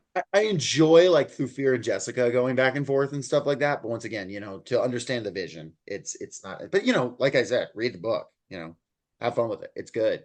But the hammer blow falls. UA catches Duke Leto lacking. The Harkonnens invade. They spend just an absurd amount of money to move their troops because it's very expensive to move through space. And the Emperor helps fund it, and he even moves in his elite troops, the Sardaukar. Yeah. Yeah, no, like I don't know if it's copyrighted. If it's not, I'll edit in the Mongolian throat singing here. But There's all kinds of edits on YouTube of like the throat singer dude from Dune Part 1 just saying like weird shit like cheeseburger, cheeseburger, cheeseburger, Big Mac, Big Mac. so cool. The But best. the Sardaukar in the uniforms of Harkonnens, they invade, they come down, UA turns off the shields inside, already goes ahead and captures the Duke. So it's kind of a done deal. And there's you as the reader are not taken aback. The only thing you might be taken aback by is kind of how it happens earlier in the book than it feels like it's going to. It did for me, like on a reread. Like I thought there was actually a little more with Duke Leto. But no, he gets turned over to the Baron Harkonnen. There he has a quick attempt on the Baron's life because UA sets him up to do like a thing with a poison capsule, but the Baron does make it out. But UA sort of is a last thing for his Baron and or for his Duke and to make himself feel better about, being a traitor, does help Paul and Lady Jessica escape and a thopter. So that's pretty tight. So Paul is now in exile and he takes the ring of his father, and the Harkonnens have cracked down and they've had their grand and very evil and very total, in their opinion, victory. Paul has very few allies now. The only people helping him are, his mom. Duncan Idaho briefly tries to protect him and dies in the effort, and then briefly gets protected by Kynes, who we didn't really talk about, but he's the imperial like planetologist. Kynes is very involved in this Fremen plan to slowly terraform Arrakis into something beautiful. And Kynes is, despite supposedly supposed to help the plot, decides, nah, I'm going to throw in with Paul and help him out because he like has the potential to one day bring about the vision, and Kynes' father's vision as well, of turning Arrakis into something like green and beautiful. Well, and And he also dies in the process. it's this generations long dedication, right, to that project of, Left Behind, like making the desert bloom, right? Because what transpires that we find out is, the Fremen do have access to vast reserves of water, right? In Siege Tabor, one of their settlements that we end up at, right? They have this millions of decaliters, like just reserve of water. And Stilgar, their local sort of tribal leader, says, "Oh yeah, we have thousands of such places." They have that, and yet they go through the desert and subsist on, water like pulled from the atmosphere, pulled from, corpses in many cases. They're sitting on this incredible reserve that they do not tap into, which is intriguing to me because, as the Bene Gesserit lay out earlier with that Gom Jabbar test, right? The true test of one's humanity, the way that one raises oneself above the, common stock of sort of the common masses, right, is your ability to make incredible sacrifices and endure unimaginable pain and deprivation, right? So indeed, who are more human in that estimation than the Fremen, right? Sitting on all this water, water, right here, and yet never a drop to drink. Yeah, I think that's so true. I also really think about like the way that, like I was alluding to earlier, like this kind of like nomadic, strategy of like terraforming through small parties and planting over centuries in time. And then really what changes it is not this like, low scale over time, but the complete capture of power and turn and it, if you read the further books, the one thing you can say about Paul, regardless of what he becomes, is he does fulfill his promise of like making Arrakis green, and kind of that interesting concept of just like it's not like it felt good for them to plant that and have a dream, but really what it came down to was the capture of power and the new regime and the capacity of power to like really turn Arrakis green, really terraform. Exactly. It's not just suffering, it's not just sacrifice for its own sake, right? There is indeed that means, however far in the future, that end, however far in the future to which that means is bent. Listen, liberals, you know who else had a Green New Deal? Paul Atreides, and billions died. Yeah, Paul Uh, had a big structural Bailey. yeah, it was just a worm. He wrote it, and it Yeah, was exactly. big structural Youth Shai-Hulud. pastor voice. You know who else they thought was dead, but who came back much more powerful? It's true. The I also think of Lenore. You mentioned this the other day, but Tina Landis's "Climate Solutions Beyond Capitalism," the book, Or as really. much as as much as this book gets into agroecology, right? Mhm. She would be. It would surprise me if she hadn't read Dune. And yeah, Tina Landis is cool. We've met her. Mhm. Or I have. Have you met Tina? Oh Lenore? yeah, she was here for a Q&A when she was promoting the book. Yeah, yeah. But regardless, really cool book. Not fiction book, but it's like a, presume, but the agroecology part just got me thinking about it. But, also interesting that, Herbert himself spent time literally working in ecology, like advising in Vietnam. I have no idea why he was brought in specifically, but still kind of interesting. And he also did his own not agroecology, but his own ecology projects on his own land when he would just like try to see where he could reroute water and stuff sometimes. So, once again, a very a special interest of our friend here. Paul escapes into the desert with Jessica, and they meet the Fremen out here. And this is where Paul really starts to become the Muad'Dib, where he starts to become the word that I have trouble saying, Kwisatz Haderach. I struggle with that. Um, he's breathing in the spice heavy now out there, and he's seeing possible futures. He's seeing the dialectic before him. He's seeing the matrix open up. And he's seeing all these possibilities, and he's getting smarter and stronger, and his training is coming to pass. And it's also terrifying, like, because he's like unable to mourn his father for instance, is one thing that he's feeling in that moment. Because he's like so he's like grown so far out. He's like grown so far beyond himself. And he has like, it says he felt no let up in the cold precision of his being. He sensed that his new awareness was only a beginning, that it was growing. The sense of terrible purpose he'd first experienced in his ordeal with the Reverend Mother pervaded him.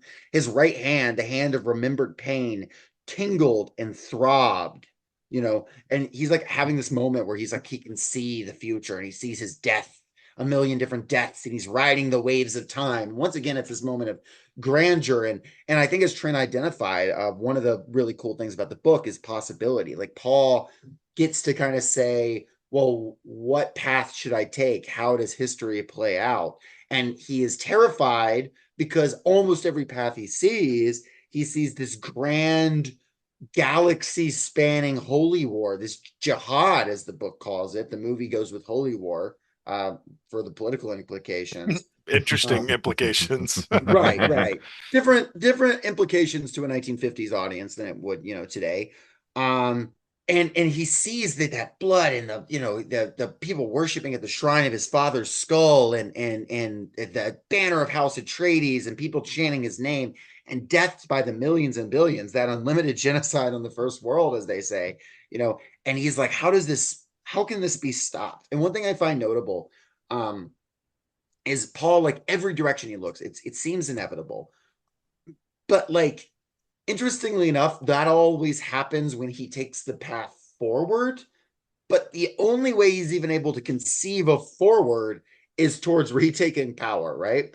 He doesn't really ever be like, well, what if I just chill? What if I didn't try to take power? What if I didn't, right? All his futures he sees, because that's not really even in the calculus. It's like, how do I take power and not do the bad thing, right? And because Paul is so, like, it's in his blood, literally, that he's got to take power, then the bad thing is going to happen. And this comes back to, obviously, Frank Herbert's fear of power, but it also comes back to sort of his critique of, like, who Paul is.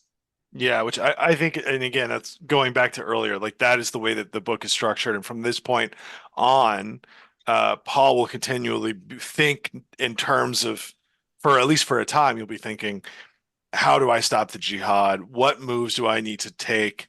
Where, yeah, like Jacob said, I think it'd be easy for him to just be like, okay, well, the obvious answer to not do the jihad is for me to just walk the fuck out of here and get off world and, go seek a separate path. But instead, it's like he's trying to do what he wants to do while also avoiding the jihad, and consistently saying, how do I stop the jihad? How do I stop the jihad? How do I stop the jihad? Until he gets to a breaking point. And then it's like, if you know that you have the capacity in you to lash out so violently against the universe, and something bad happens to you, he just breaks and is like, okay, let's do it. 40 billion, let's do it. Yeah. It describes it this way. It says, he knew this was among the alternatives today, seeing himself dying. A fact along lines of the future radiating from this position in time-space. The imperfect vision plagued him. The more he resisted his terrible purpose and fought against the coming of the jihad, the greater the turmoil that wove through his prescience. His entire future was becoming like a river hurtling towards a chasm, the violent nexus beyond which all was fog and clouds, right? So he kind of sees everything like that, and he sees, like, he feels like he's struggling against the purpose, but he's also struggling forward to get vengeance. He's struggling forward to reclaim his quote unquote rightful place as Duke, alongside the Fremen, who he's sort of having to earn his place among and learn their ways. And it turns out the Fremen are hella impressive. And I kind of wanted to ask, him interacting with the Fremen, him learning to be, a man of the desert, how much does this strike you as like a Dancing with Wolves, Last Samurai kind of, like, I don't know, white guy becoming like the coolest native? Or do you feel like it's a critique of that? Or do you feel like this is too early to be a critique of that? Or is this something so entirely different because Paul ultimately isn't a noble figure? He is a tragic, frankly, genocidal one. Because that is something that's been discussed to no end. And I wanted to know what y'all might have thought of that. Lenore, do you want to go first? Because I have thoughts, but I mean, the fact of it spiraling out of control, and of it being the result of meddling in the first place, B, right? Because again, Paul entering into this culture and becoming their savior is not the first incursion. He is not the first voice from, another world that has Right. made this incursion, right? That voice is the Bene Gesserit, who generations and generations and centuries ago sort of laid this groundwork. And the fact of this fundamental meddling, centuries in the making, right, ultimately produces something horrific and unpredictable. It's so there is that aspect to it that makes me hesitant to call this, a white savior story, because indeed the act of I think I definitely sympathize with the Fremen anti-colonial struggle, but the fact of Dune's of Herbert's narrative is that it results in genocide on a galactic scale. I met somebody the other day who, much respect to them because this is something I'll be thinking of till I die, who said that it's not a white savior narrative because Paul is Lebanese coded. Uh, Well, he's um, not, but it's a really, and this person was, as far as I can tell, completely sincere. And I did think that was one of the coolest things I've ever, it's one of the Mhm, best conversations I've ever mhm. overheard. I think I actually was thinking about this a lot today, and I think anyone who's listening to this podcast episode, like as it probably comes out, will probably notice that this is like the main discourse, at least on my Twitter right now, is a lot Yeah, of people yeah. discussing this.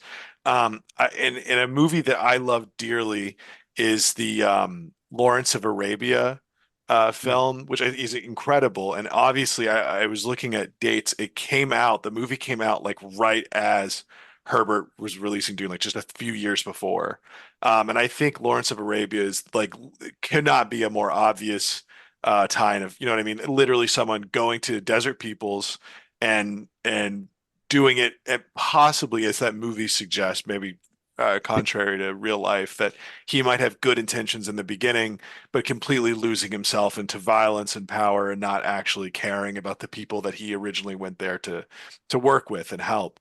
And I think it is a really good critique of like the white savior, right? Because really, um, Paul goes, and I think originally he has a lot of respect for the Fremen and their people, but at the end of the day, it just becomes means to an end. There's like certainly a point that I think you could even point out in the book where eventually Paul is just seeing them as like some calculus, it's another way to retain power. It's another avenue. It's like, even Leto being as respectable as the book sometimes makes him out to be or try to be, as Jacob's saying, he's not quite really that way. I mean, he's a man in power, which of course means that he has violent or sometimes seemingly evil notions, like harnessing Fremen power, not because out of care or concern, but as another avenue for control and domination. I think Frank Herbert, by no means would I call Frank Herbert, I don't know, some like anti-colonial writer or something like that. Like, yeah, I don't think I think that would be a stretch. I do think he is trying to do, I do think he is more aware of the politics here, though, between, call it the first and third world, or call it what you will. At the time of his writing, that would have been the, sort of nomenclature. I think he has more awareness of this than, might be implied by just a plot summary. I also think he certainly does it better than, I don't know. Like the examples are like something like Dancing with Wolves or something like Last Samurai or film or story like that, where I think that also there is a remarkable amount of like, the Fremen are also interesting because it's not just that like, oh wow, they have all these like cool traditions, right? It's like they actually have a vision of the future Yes, and yes. a project and a reason for being that no one else has. There is Mhm. no one else who has a dream. No one else has a world that they're building, and they have built it despite all these things. They also like in their sieges, however, Siege, yeah, you got it. siege, they've like, actually have a pretty much like a better life than a lot of people who like live in the cities and things like that. Like they've actually, it's not just like, oh, these people, they're so noble and so poor. Like it's there's some of that, but it's also like there is an element of like, no, actually these people like kick ass. They have a different set of values than like the nobility. And they actually end up being much more effective and powerful than the Mhm. nobility, but unfortunately in service of, this crazy twink. Yeah, it's like uniformed communal living. I mean, I think, like you said, I don't think Herbert by any means is like a based left wing, like, anti-colonial, but he stumbles into things because they're true, right? Like there's Right. just things that are true about the world and history, in fact. And it is true that in these like, indigenous societies, I mean, there's things about the way that they live and act that gives them some virtue or communal like nobility to them and something about their living. And I think Herbert is able to point that out. And I really like what you're saying there, Jacob, that the idea of they do literally have a dream. And Paul's role is to subvert that dream. He grants them the dream, but at the cost of like completely warping them forever. I mean, without like completely alienating them from whatever they were before. And this isn't really, I don't want to, for people who want to read the future books, I won't spoil any major plot points, but something that's significant is on this new green Arrakis that Paul delivers, that Paul's son will rule over. There is literally museum Fremen. Like he has Fremen that are kept that are like just employed basically to like act like they are still Fremen, like on like reservations almost, and Right. to like do the old skills and traditions and to like show people and teach them the history of like what was here. But that actual communal living that is beautiful and noble is like actually completely eradicated from Arrakis forever. Mhm. Eh, So yeah, absolutely. Paul also among the Fremen finds, love, a partner. He finds Shawnee. I don't know. What do y'all think about her? I feel like there's only so much of Shawnee in this book. There's not a lot of interiority for her. She's certainly like his link with these people, and it's also by virtue of the fact that she is introduced at a point where Paul is like the book becomes mostly Paul's perspective in a way the first half of the book really is a lot of perspectives. Paul been one of many. The second half of the book has more perspectives, but it is mostly Paul like tripping out. So you feel I felt less character connection to Shawnee than some of these others. But what do y'all think about her? Because she'll end up being, Paul's wife in all but name, though not legally, because he's got to do some. He's got to. We'll talk about it, but he's got to do some wheeling and dealing. Yes, yes. I mean, her status as wife actually figures into the very last line of the book in a way that we'll get into. But yeah, I mean, she and Paul sort of converge on that in that aspect of, oh, we get together. History has made it so. I have dreamed this, and this is where like we lead. And in that sense, motivation wise, she's got a little less agency than I think I was expecting, having seen the film first. Yeah, completely. And I actually really like what Denis has done with Chani. Oh, I will say that I am unfortunately I really love the romance between Paul and Chani just because of the concept of like seeing someone and just knowing, every moment that you could potentially have with them for the rest of your lives and how beautiful that is and how tragic it will be in Messiah when that movie comes out or when that book is read by whoever's listening to this. Hmm. And there's a similar thing with Paul's son down the line where he's also prescient and he has like his own version of Chani where he meets this woman and is like, oh, I could love her forever, but he's like, I can't. I can't do it because that's like the wrong path. And just like that concept of being able to love someone fully upon meeting them, I think is beautiful. I also love, um, when I went to go see Dune in theaters with my girlfriend who has not read the books, she was so aghast and offended that Paul that Paul asks for Aurelian's hand in marriage and doesn't Mm. give all the stuff in the book. Where in the book, Paul is not about it and he loves Chani intimately and always. And Chani, like Lenore was saying, in the book, Chani is very much supportive and here for it and loves Paul, whereas I like Denis' depiction of Chani as being like, I love my people. I Mhm. love that, and I Right. don't love what you're becoming. Well, and indeed, Chani's ability, I mean, his first impression of Chani outside of the dream, right, is when he meets her roughly halfway through the book. And the first thing that she says to him is, you were as noisy as Shai Hulud, the worm, in a rage, she said, and you took the most difficult way up here. Follow me, I'll show you an easier way down. Somebody who he feels like he knows, who he has experienced in this sort of dreamscape, and yet who, on meeting him, can still surprise him, can still lecture him, still has something to teach him, indeed, And his first, brush with her is his first reaction to her is fascination, the way she moves on the sand, having been born to it and known it her whole life, Paul blushes and he's thankful for the darkness. Mm. That's a good line too. But yeah, Paul lives among the Fremen, taking on the name Paul Muad'Dib, which means the mouse, and he becomes a guerrilla warrior. Paul is putting the red triangles over motherfuckers and taking them down.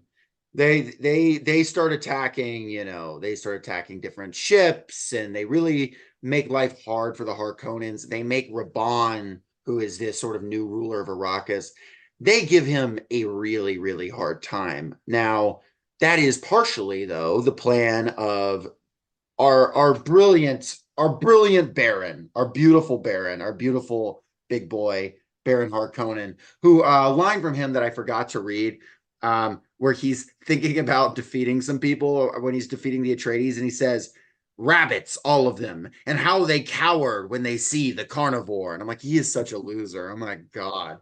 Oh, I love him. Oh wait, well, and indeed, the here we go, the end of that paragraph as well. He pictured his fighting men as bees ratting the rabbits, and he thought, the day hums sweetly when you have enough bees working for you. So stupid. Lenore, Imagine if they put that in the movie. I literally need an audiobook where Lenore reads all of the Harkonnen lines. I need that so badly. It's Oh man. so goofy. It's so campy. I love it. And speaking of, we get a moment on the Harkonnen home world where we introduce not the antagonist of the book, because the Baron Harkonnen is the antagonist of the book, but Paul's foil, sort of the guy set up to be the final boss. The Draco to his Harry. Yes, Fade, terrible. Fade Rotha. Fade Rotha. Which, I'll now always picture as Austin Butler, but apparently, what's his name? Robert Pattinson was originally considered for the role. And I had always, when I first read the book, I imagined a much more like Robert Pattinson type guy. Regardless, though, Fade Rotha is just, he's everything the Baron is, but also strong like Paul. And also he's got the super brain powers that, he's got all that bred into him. And he's a real sociopath. He's a real freak. He really likes to have wild, probably unconsensual sex and murder gladiators. He's big on that. He's killed at least 100 gladiators by his 18th birthday, which is, goals. And indeed, a whole bunch of harem girls as well. Like one of our first encounters with him is he's getting chewed out for indiscriminately fucking his harem because like holy shit, if you have like this imperfect child and then you die or whatever, and then the breeding project is ruined. And the Baron's like, okay, well your quote unquote punishment is you have to go and murder your entire harem with your bare hands. Which, like, Fade Roth only barely cares. He tries to murder his uncle at one point, and his uncle's like, "Sweet Fade, don't do that." And he's like, "Oh, my bad, bro." It's kind Uncle of how Magic. their dynamic is. Fade Rotha, also in this scene, the observing Fade Rotha is man, what's this guy's name? Count Finrig. Finring. And Yeah, I want to Fenring. know y'all's thoughts on this guy. Completely cut from both the original movie and the new movie. Completely baffling. Does not, as far as I can tell, end up being very important at all in the books.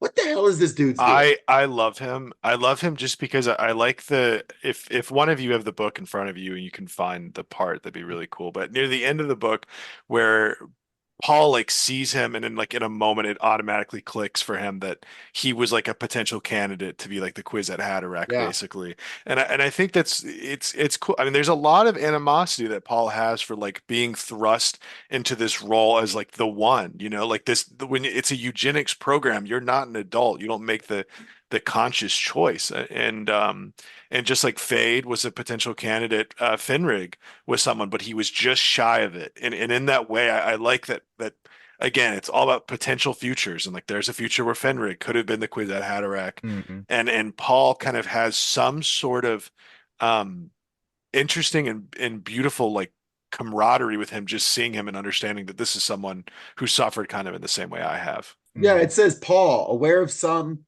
of this from the way the time Nexus Boyle understood at last why he'd never seen Finreg along the webs of prescience. Finreg was one of the might have beens, an almost Kwisatz Haderach, crippled by a flaw in the genetic pattern, a eunuch. His talents concentrated into furtiveness and inner seclusion. A deep compassion for the Count flowed through Paul, the first sense of brotherhood he'd ever experienced. And at this moment, Finreg just like, and it's towards the end of the book, but just decides like he could kill Paul, and he decides to bow out, and he just decides to Hmm. bow out of history. And it's interesting that like there's just this moment of there's these actors who like are at these historical junctures who can see the flow of history, and sometimes they just choose to say nah.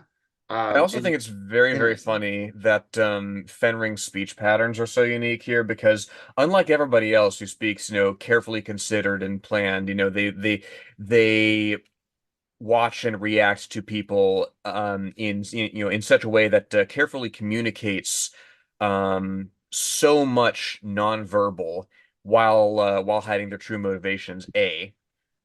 Fenring doesn't seem that deliberate. Like, he stumbles over his words. There's lots of ums and ahs, which strikes me as, at first I thought it was pretty excruciating to read, but it occurred to me, you know what? Here's somebody who's conscious of his status as a could have been, right? Somebody who was almost this pivotal figure in history, who is doomed to sort of be relegated to this background, among people indeed who have this perfect perception and communication, of and with each other. So what does he do? He deliberately like staggers his speech patterns and slows down and makes himself just like excruciating to communicate with. Like, okay, bitch, like I will be a pebble in your shoe this whole time that I'm having a conversation with you.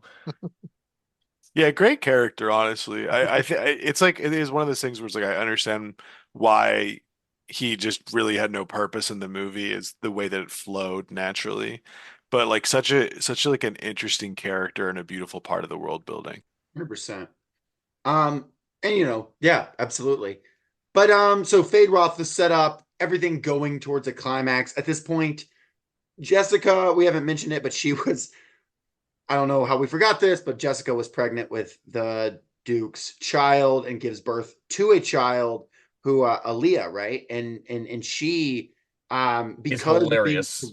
Reverend Mother process, this child has like the knowledge of the like Reverend Mothers going back super far. And so it's just like this grown adult ass child who's just like talking to people and being, terrifying and having this ancient knowledge. um This knowledge of hundreds of generations that she uses to just troll people constantly. Yeah, basically. Um, and some years pass and they move towards this final confrontation where Paul is kind of fingers on the levers of history, moving things forward, doing just the right amount of guerrilla warfare, doing just the right amount of this and that. And then he has this like real like religious moment where he drinks the water of life, which is supposed to be deadly for any man and most women. And he is able to become the Kwisatz Haderach. He's able to become the person of prophecy. He's able to have so much power that he's not even seeing possible futures. He's like sitting there and he's like, I can feel this fleet in the air and I can feel the thoughts of the emperor. And I can, he becomes like full, like, Neo standing up and seeing the code. If there's any moment like that, it's this. And Paul is like, all right, now's the time to throw down and take this planet back. And they have this. He gets reunited with Gurney Halleck, and then they just have a really really badass moment of just fucking storming the gates and all the how great houses watch as they just rocks the Sardaukar. They outsmart them. They bring down the Mother of the Storms. They use like nuclear weapons, and they technically don't break the rules. about not using them on people to like blow up the shield wall. Aaliyah gets briefly captured, but it doesn't end up mattering because she just uses that to stab the Baron Harkonnen and fucking kill him.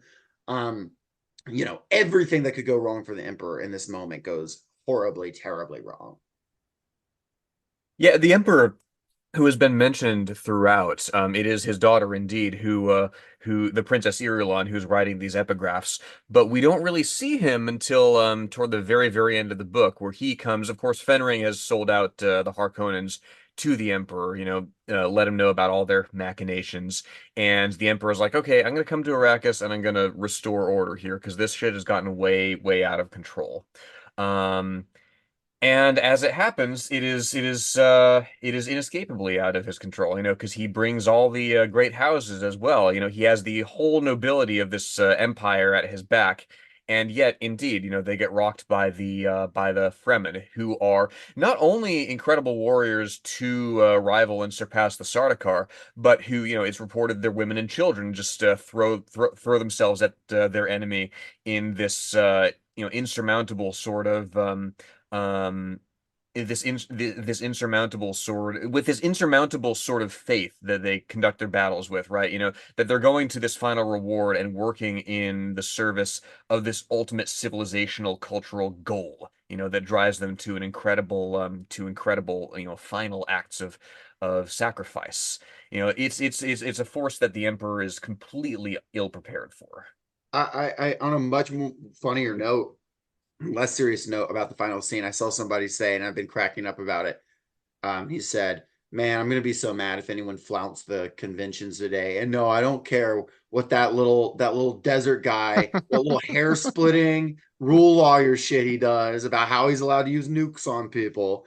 I thought that was Yeah, and I like, and again, like we were talking a little bit before, and we've referenced the major changes. To me, and we've talked about Aaliyah, who was born with very strange abilities and behavior. The time skip just does not happen in the movie. I think it would no, have not been at all. very difficult to do, just because, as Lenore was saying earlier, I think, or Jacob, that it would be impossible to have like a gremlin goblin girl around the age of 6 running around and killing people, and so and I'd that have been down also, with it, but maybe yeah, not that everybody. that also means that Paul's son just does not exist in the Yeah. movie, and Leto is, to me, is like, I mean, that's one of the big things that eventually, as we're getting to the end here, as things start to escalate, and what to me in my first reading of the book felt just like so out of nowhere and not really given any buildup. It was just like, oh, your son has been killed. Like your son has been killed. And at that point, I think is when Paul's really just like, fuck this, man. Like we're doing the jihad. Like it's gonna happen. Dude, I am Um, so jihading you. yeah, Yeah. like literally just these crushing things, pushing Paul to finally fulfill like the jihad. And yeah, grand confrontation. The worms coming out of the storm, all the Fremen power combined with all the brilliance of the Atreides, combined with everything and this epic scene, this showdown. Paul presents himself to the Emperor and is just like, dude, I control the fucking spice. I control this planet. I have kicked your army's ass. I've exposed you in front of the great houses. The Baron is dead. Just straight up, like, I'm calling you out. I'm gonna be the new Emperor, and he's really got this last challenge in the form of Fade Rotha. Because, there's something just, Herbert, despite all his like really enjoying being a different kind of book, also loves this grandiose narrative. He's enjoying this being a grand tale, right? And like, it's gotta end with a cool knife fight. Like, it does. And I'm happy with that, and because he's seeing the guildsmen, right? These guildsmen who usually use the spice and not identical to him, but a similar way. And he says, they're accustomed to seeing the future, Paul thought. In this place and time, they're blind, even as I am, because he's in, a moment of the dialectic, the fucking, like, he's in between. He's got to make his move. And he sampled the time winds, sensing the turmoil. The storm nexus that now focused on this moment, place, even the faint gaps were closed now. Here was the unborn jihad, he knew. Here was the race consciousness that he had known once as his own terrible purpose. Here was reason enough for a Kwisatz Haderach or a Lisan al-Gaib or even the halting schemes of the Bene Gesserit. The race of humans had felt its own dormancy, sensed itself grown stale, and known now only the need to experience turmoil in which the genes would mingle and the strong new mixtures survive. All humans were alive as any unconscious single organism in this moment, experiencing a kind of sexual heat that could override any barrier. And then he thinks, this is the climax. From here, the future will open. The clouds part onto a kind of glory. And if I die here, they'll say I sacrificed myself that my spirit might lead them. And if I live, they'll say nothing can oppose Muad'Dib. And then Feyd-Rautha calls, is the Atreides ready? Paul chose to answer him in the Fremen way. May thy knife chip and shatter. It's like, let's fucking go. Yeah, it's so good. And I really like that. I mean, like we said earlier, if the point of the story becomes not like what will happen, but rather will Paul choose it? It's like really the spiritual defeat has happened. Like you know what I mean? Like the train is on the tracks now, which I think it really adds to that. But this is like like the final hurdle, and he sees everything in this point. And I like the description of that like the way that Herbert talks about these moments are like hinge points, right? It's like all of the different possible futures all kind of like coalesce into these like tight knit little moments and then can expand outward from there. But like this is the last hinge point in the book of like if Paul is able to kill Feyd. Yeah, it feels very like men make their own decisions, but not the context in which they make them. This is Paul's moment of like there is a lever. This is as the Revenge of the Sith novel would call it, a shatter point, as Mace Windu would call it. Man, we should read Shatterpoint at some point. Some The lever shatter goes one way or points. the other, and he forges forward, and he wins the fight, and it's a cool fight. But if he dies or doesn't, it doesn't matter, right? The jihad is, like you said, on the tracks. Only Paul can stop it, and Paul no longer cares to, because he's mad. And here's what's cool about it. You understand why Paul is mad, right? You're not in this moment going, "Oh, fuck Paul." We still like Paul, right? Like we still get why Paul made the decision. We still hate the Harkonnens. We still think it's cool for Paul to ascend the throne. Like as people who followed on his journey, we get why he makes the decisions why he makes. Certainly I do. I certainly am still like, I'm a fan of Paul, knowing everything that's going to happen because I've been along the ride with him. I get why he's made every call. And that is a very difficult, as a writer, plane to land that Herbert really lands masterfully in these last few chapters. Yeah, I completely agree. And for someone who's like just watched the movie and has not read the book. I mean, it's completely like Jacob said. I think the movie does a lot to kind of prepare you for Messiah and telling you like, oh, this is bad, this is going bad. But in the book, I mean, it's like you're up until that point. I mean, you're like, woo, like let's, you know what? You're vindicated, Paul. Let's get this jihad going. Like, you've been wronged. We've been wronged. The Fremen have been wronged. Like, it's time. Like, let's do it. And it's not until this massive um vibe shift in Messiah after that you have like I mean Messiah is a hangover. That whole book is just a hangover of what you finish Dune and you're like this is awesome. We're rooting for Paul and then it's like Messiah just you don't get the action of the jihad after this book. It doesn't exist. It's you only get this the beginning and then you get the hangover and the regret and the doom. That's it. And it's fascinating when I first read this book, having no conception of what Dune was beyond a famous book, right? I read it, I guess I was 16 when I first read it. I remember finishing this book and thinking, holy shit, that kicked ass, awesome. And it was like a week later, I was just thinking about it. And I was like, wait a second. Wait a second. What was that vision about the father's skull and oh no. And it bears reflection. And the movie, being a movie, kind of has to put its finger on the scale a little more, has to show the audience a little more. Which is why books will And always be my favorite art form, of course. But yeah, and it, of course, like we were saying earlier, I think Denis, the filmmaker, specifically, like, has been making these movies for Messiah, and that's so obvious in these movies because it's like everything that he's showing is to reflect that Paul is going to be like the war criminal to end all war criminals. Um, but yeah, it's the book up to that point, you just get so caught in it, which again, like Jacob was saying, like that is magic. Like that is magic that it's not just that these Fremen are captivated by it, but like you as the reader are like, of course, Paul, like do this. Go the whole way, like take the step. there's one thing I really want to touch on that's in the narrative before we kind of wrap up. It's how it ends. The last paragraph, because okay, so Shawnee is gonna be Paul's all but wife and all but name. She's, Paul is even using her to like negotiate the surrender of the emperor, but he's going to officially, legally marry Irulan, the emperor's daughter, who's been writing all this. And it even is set her up. She's a great writer. She's all that. He's not in love with her, and he's not going to be in love with her. It's Shawnee. It's always Shawnee. It always will be. And in the book, it doesn't have this great implication of Shawnee is nervous for sure. She says, like, he's like, I won't care about anybody but you. And Shawnee's like, so you say now. She's nervous, but she's not like angry. She's not furious, because she gets it. She kind of understands the politics of the situation. And then, so you say now, Shawnee says. She glanced across the room at the tall princess. Do you know so little of my son? Jessica whispered. See that princess standing there, so haughty and confident. They say she has pretensions of a literary nature. Let us hope she finds solace in such things. She'll have little else. A bitter laugh escaped Jessica. Think on it, Shawnee.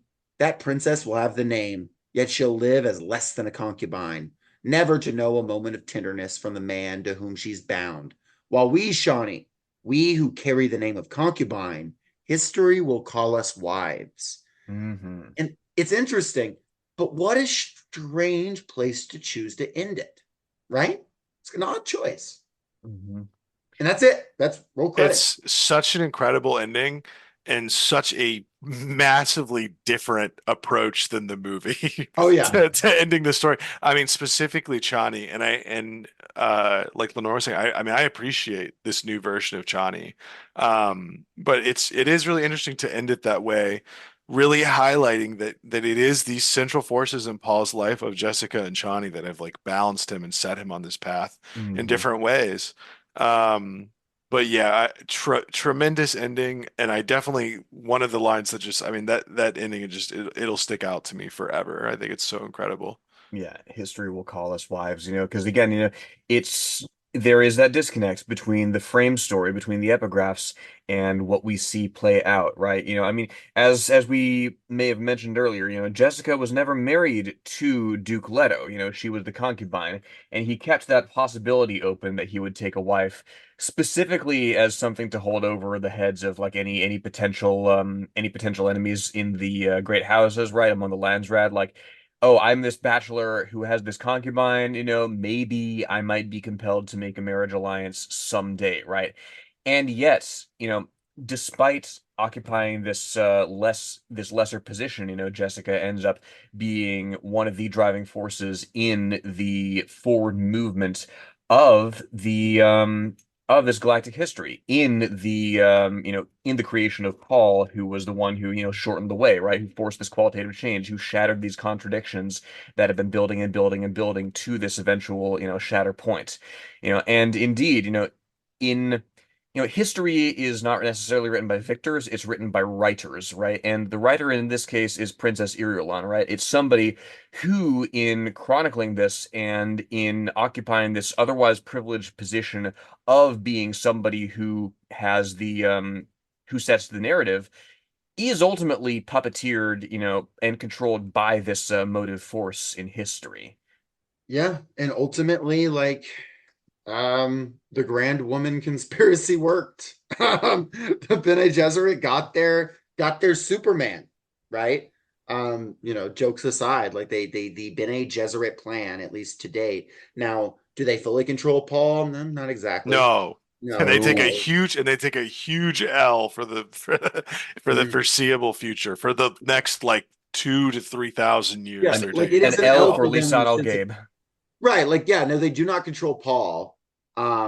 Did they get what they wanted? Also, yeah, I mean, sort of. They got If their guy. if their stated intention was creating like a better future for humanity, technically yes, Yeah, but through Really long literally term. through because that's thousands of years of really repressive like government and just a worm man and a lot mm, of things a lot of things. because that's the thing. Like it's what separates the Fremen from the Empire at large, right? Is because the whole it's alluded to at points throughout the book, but the whole point of the Bene Gesserit creating this breeding program is to create this perfect great man, essentially. This sort of Carlylist sort of figure that'll eventually kickstart this next stage in galactic development. What that looks like, they have no idea. So I mean, I think, yeah, I mean, they want to, but also ultimately, despite their pretensions, they want to be the ones pulling the strings. Exact, and right. just that's so like everything else that we talked about tonight, which is yeah, like they do get what they want, but it's not how they imagine, because just like Leto, just like Paul, it's really not about your stated interest as much as it's just about you being in power. And for the Bene Gesserit, they do get what they want, but the fact that they are completely isolated from power for like the rest of time is just a complete tragedy to them that they never really recover from. What I'm hearing is neither Paul nor the Bene Gesserit nor the Harkonnens nor the Emperor, the working classes of the working class of Arrakis I and the mean, peasants. literally, because if your goal is like this perfect, powerful despot, I mean, it's the same problem that you have with nobility, with monarchy, is that you roll the dice, and maybe your king is, as the Trillbillies have talked about lately, somebody who believes he's made of glass. Maybe he's good, maybe he's bad. Maybe he's warlike, maybe he's not. You get what you get if your goal is to empower an individual rather than a class. And I know this isn't Herbert's point, and I know this is me being, an epic Marxist or whatever. But like, if I'm gonna like think about it through the alternate history with the socialist Fremen Revolution, right? The Fremen could have done that shit without Paul. It might have taken them a little longer, Completely, but they could completely, have done it. completely. Yeah. And The I don't the think Herbert would have disagreed with that either. no, every instinct there. I mean, it's all without Paul. I mean, it's just the idea of like attaching that kind of fervent belief in a stronger future and saying, instead of waiting, why not now? Like, why not Mm. get up now? Why not break your chains now? That's really the only thing. And it's just that's all they needed was some kind of trigger to be like, do you want to wait for your children's children to have a pond, or do you want to see paradise made on Arrakis right now in your lifetime? And that's a really powerful thing. Absolutely. Well, y'all, this has been a ton of fun. I want to stuff is wheeling around in my head. There's so much here. This is a book that I really tell people that they've got to read for themselves if they really want to get it. There's some books where it's like, yeah, I would tell people to read whatever book they want to, but if there's like a book we've done an episode on that you're like, I don't like, I'm interested in, and this is one to like go back and read because you still fully knowing the plot will get so much out of it, because this is just not a book that like spoilers matter for, this is not a book that anything like that. You know so Completely. many of the plot points at the beginning. Strongly agree. This is the perfect book for someone who's watched a movie and is like, well, I don't know. I already know what's going to happen. I don't know if I should read the book. Completely wrong, because the book is Mhm. doing the exact same thing, and you might as well get along for the ride and enjoy it, because it is incredible. And in my Yes. literally in closing for me, all I want to say, these books continue to be good. Like I said earlier, I read all the way through God Emperor of Dune. They do get very weird and horny, but that is just part of the journey. And personally, I think God Emperor of Dune is one of the most incredible books I've read. If you can tolerate a worm talking for like 500 pages about like the sands of history and life. But it's cool. It's great. It's a great series. Herbert was cooking. And by Herbert, of course, I mean Brian, my OG, the greatest of the family. The Leto real one. second, not a real doctor, but he is an actual worm.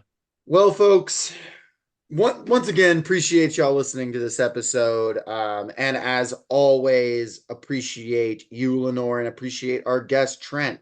Trent, do you have anything to plug? I know you don't have a pod or anything, but do you have anything you want to Yeah, plug? plug my life. If you guys want to give me a job, I'm out here. You can find me. Contact Jacob. Yeah, I'm for real. yeah, give me a beautiful job freeing the Fremen people from oppression. That's my dream. Mhm. If you need a Dune guy in any means, I will be there. Really appreciate it. And y'all have a lovely day, morning, night, evening, whatever it is. And what is it that they say? Long live the fighters. Long live the fighters. Long live the fighters. Fighters, see you in the spice fields.